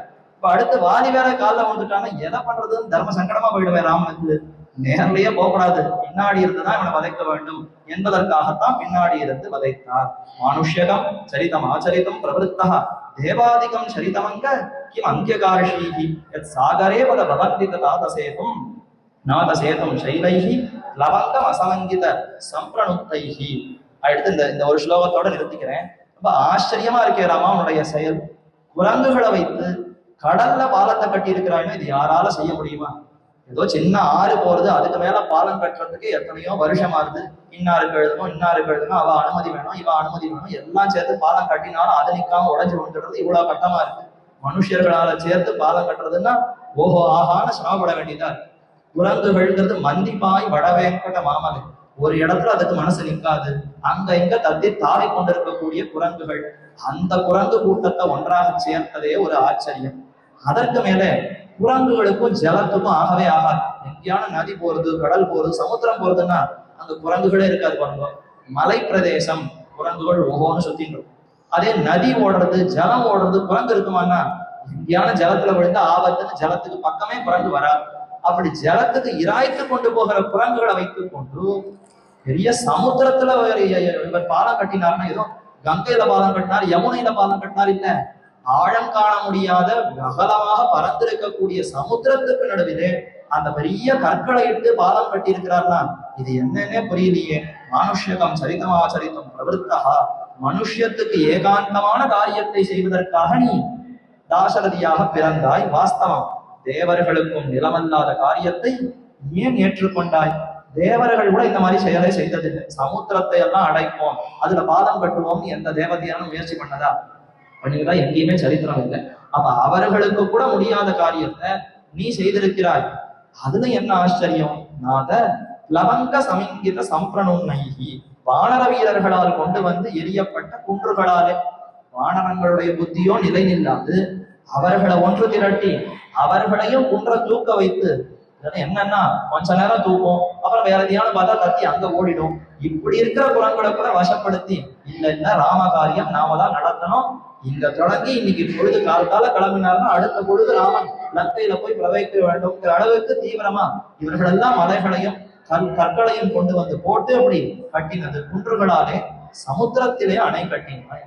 மலைகளை சமுத்திரத்துல போட்டா கீழே அழுந்தினா போகணும், இது அழுந்தி போகாம மிதந்து அப்படியே பாலமாக சேர்ந்து இருந்ததுன்னா என்ன ஆச்சரியமே புரியவில்லையே. அணை கட்டினா என்பது யாதொன்று அதுதான் பிறந்த ஆச்சரியம் என்று தெரிவிக்கிறார். ஆக ஸ்லோகத்தால் மனுஷத்தே பரத்வத்தில் ஈடுபட்டு பேசினாராய்த்து. மனுஷத்திலேயே இப்படி பரத்வத்தை பெருமான் காட்டுகிறான். இதே போல இன்னும் பல ஸ்லோகங்கள். இக்கரையில இருந்து சமுத்திரராஜனை நோக்கி சரணாகதி பண்ணார் ராமன். சமுத்திரத்தை பார்த்து பாலம் கட்டுவதற்கு முன்னாக சமுத்திரராஜனை நோக்கி திருப்புல்லானிங்கிற ஆச்சரியமான திவ்ய கஷேத்திரத்துல போய் சேவித்தால் தர்மசேன ராமனாக சேவை சாதிக்கிறான். 3 நாட்கள் படியாக கிடந்தான். சமுத்திரம் நமக்கு முன்னாடி வந்து காட்சி கொடுத்து நமக்கு வழி கொடுக்கும்னு பிரார்த்தித்து பார்த்தார். அவன் ஒன்னும் அசையவே இல்லை, வரவே இல்லை. எடு அம்புன்னு லக்ஷ்மணத்துல சொன்ன உடனே முன்னாடி வந்து நின்றார். எடுத்த அம்பை பூட்டின அன்பை இப்ப என்ன பண்றது? ராமன் அம்பு தொடுத்தார். நம்ம மாதிரி கிடையாது, நாம தான் அம்பை எடுப்போம், கத்தி எடுப்போம், கீழே வச்சுடுவோம். பராத்பரனான ராமன், பெரிய சத்திரிய வீரனான ராமன் அம்பை எடுத்துட்டாருன்னா அதை யார் பேர்லயாவது எய்தால்தான் அந்த அம்புக்கு பெருமை, அப்பதான் ராமனுக்கே பெருமை. இப்ப என்ன பண்றதுன்னு யோசித்தார். இவனோ காலில் வந்து விழுந்துட்டான், சரணாகதி பண்ணிட்டான், இவன் பேர்ல எய்ய முடியாது. சமுத்திரராஜனோட கேட்கிறார். சரி இந்த அம்பு உனக்கு இல்லை, நேர போய் சொல்றார். எடுத்தது சமுத்திரராஜனை குறித்து எய்வதற்கு தான். அவன் காலில் விழுந்த உடனே பக்தனுக்காக பொய் கூட ராமர் சொல்ல தயாரா இருக்கார். நான் உனக்காக எய்யவே இல்லை, உன்னுடைய விரோதிகள் யாராவது இருந்தா சொல், அவர்களை நோக்கி எய்து விடுகிறேன்னு சொன்னார். இதுதான் நல்ல சமயம் என்று சமுத்திரராஜன் பார்த்தான். இதோ வடக்கு மூலையில நிறைய அசுரர்கள் இருக்கான். என் கண்ணுக்கே படாமல் என்னுடைய ஜலத்தை எல்லாம் எடுத்து அதெல்லாம் உறிஞ்சி அங்க ஒண்ணுமே இல்லாதபடி என்ன ஒரே ஹிம்சை பண்ணிட்டு இருக்கா. இந்த அசுரர்கள் எல்லாம் முடிக்க வேண்டும் என்று ஒரு வார்த்தை சொன்னார். ஒரு அம்பதான் எடுத்திருக்கார். எங்கேயோ தொலை தூரத்துல இருக்க அந்த தீவு, அங்க அசுரர்கள் இருக்கா. சங்கல்பிக்கிறார், ஏ அம்பே, அந்த தீவுல இருக்கிற அத்தனை அசுரர்களையும் முடித்து விட்டு வா. சொன்னதுதான் தாமசம், போய் அத்தனை பேரையும் முடிச்சுட்டு கொடுத்து. இப்ப இதை கேட்கிறார். என்னன்னே ஒண்ணும் புரியலையே. சமுத்திரத்தை நோக்கி அம்பை எதிர்த்து பொய் சொல்லி, இல்ல உனக்கு இல்ல, உன்னுடைய விரோதியை காட்டுன்னு எங்கேயோ கண்ணுக்கே தெரியாத ஒரு விரோதி, அதுவும் கூட்டமா இருக்கிற ஒரு விரோதியை பார்த்து ஒரு அம்பை எய்து கொண்டிருக்கிறாய். சமுத்திரத்துக்கு பக்கத்துல லங்கை இருக்கு, ராவணன் பக்கத்திலேயே இருக்கான். அப்படிப்பட்ட ராவணன் தான் சீத்தை பறித்து கொண்டு போனான்னு ஜடாயு சொல்லியிருக்கார். இனி மிச்சம் இல்லாமல் எல்லாம் தெரிஞ்சு போச்சு, சமுத்திர கரைக்கு வந்தாச்சே, அப்ப எல்லாமே தெரிஞ்சு போச்சு. பக்கத்துல இருக்கிற ராவணன் இந்த அன்பை நேர ராவணனை போட்டு அழித்து சீதையை கொண்டு வராதா? ஆனா செய்யாமல் நீ காத்து கொண்டு சமுத்திரத்துல பாலம் கட்டணும், வானரங்களோட அக்கறைக்கு போகணும், அதுக்கப்புறம் தான் ராவனுடைய குணத்தை தெரிஞ்சுக்கணும், அதுக்கப்புறம் தான் ராவனோட போர் புரியணும். என்ன தவிப்புன்னே ஒண்ணும் புரியலையே. கண்ணுக்கு தெரியாத அசுரர்கள் எல்லாம் ஒரு க்ஷணத்துல முடித்தாய். கண்ணுக்கு தெரிந்து மனசுக்கும் தெரிந்து பக்கத்திலே இருக்கக்கூடிய ராவணனை அழிக்காமல் விட்டாய்னா ஆச்சரியமான தாற்பயத்தை ஆச்சாரியர்கள் காட்டுகிறார்கள். சரணாகத ரக்ஷணனா ராமன், இவன் வருவனான்னு எதிர்பார்க்கிறான். ராவணனை அழிக்கணும்னே ராமனுக்கு திருவுள்ளம் இல்லை. அவன் திருந்தினேன், மித்திர பாவேன சம்தாப், நான் நண்பன் செய்தது தவறுதான், நான் அவனுக்கு நண்பனாக வருகிறேன் என்று ஒரு பொய்ய சொல்லிக் கொண்டு ராவணன் வந்தாலும் அவனை ரட்சித்து விடலாமே, இவனை பொருட்டு ராட்சச ஜாதியே ஒய்ந்து போகுமே என்றுதான் ராமன் பார்த்தான். அதனால இந்த ராட்சசர்களை அழிக்கிறது, யாரையுமே அழிப்பதுல ராவனுக்கு திருவுள்ளமே இல்லை. அதனால அவன் காத்து கிடந்தானா. இந்த ராவணனும் திருந்தி வருவான் என்பதற்காகத்தான் மனுஷ தன்மைக்கு சேர இன்னும் அக்கறைக்கு எப்படி போறதுன்னு தெரியலையே. வானரங்களோடு எப்படி அந்த அசுரர்களோட சண்டை விடுவார்களா, இவர்களுக்கும் அவர்களுக்கும் பலம் இருக்கான்னு தெரியலையேன்னு கவலைப்பட்டு கிடந்தார்னா. இதெல்லாம் ஒன்றும் புரியல.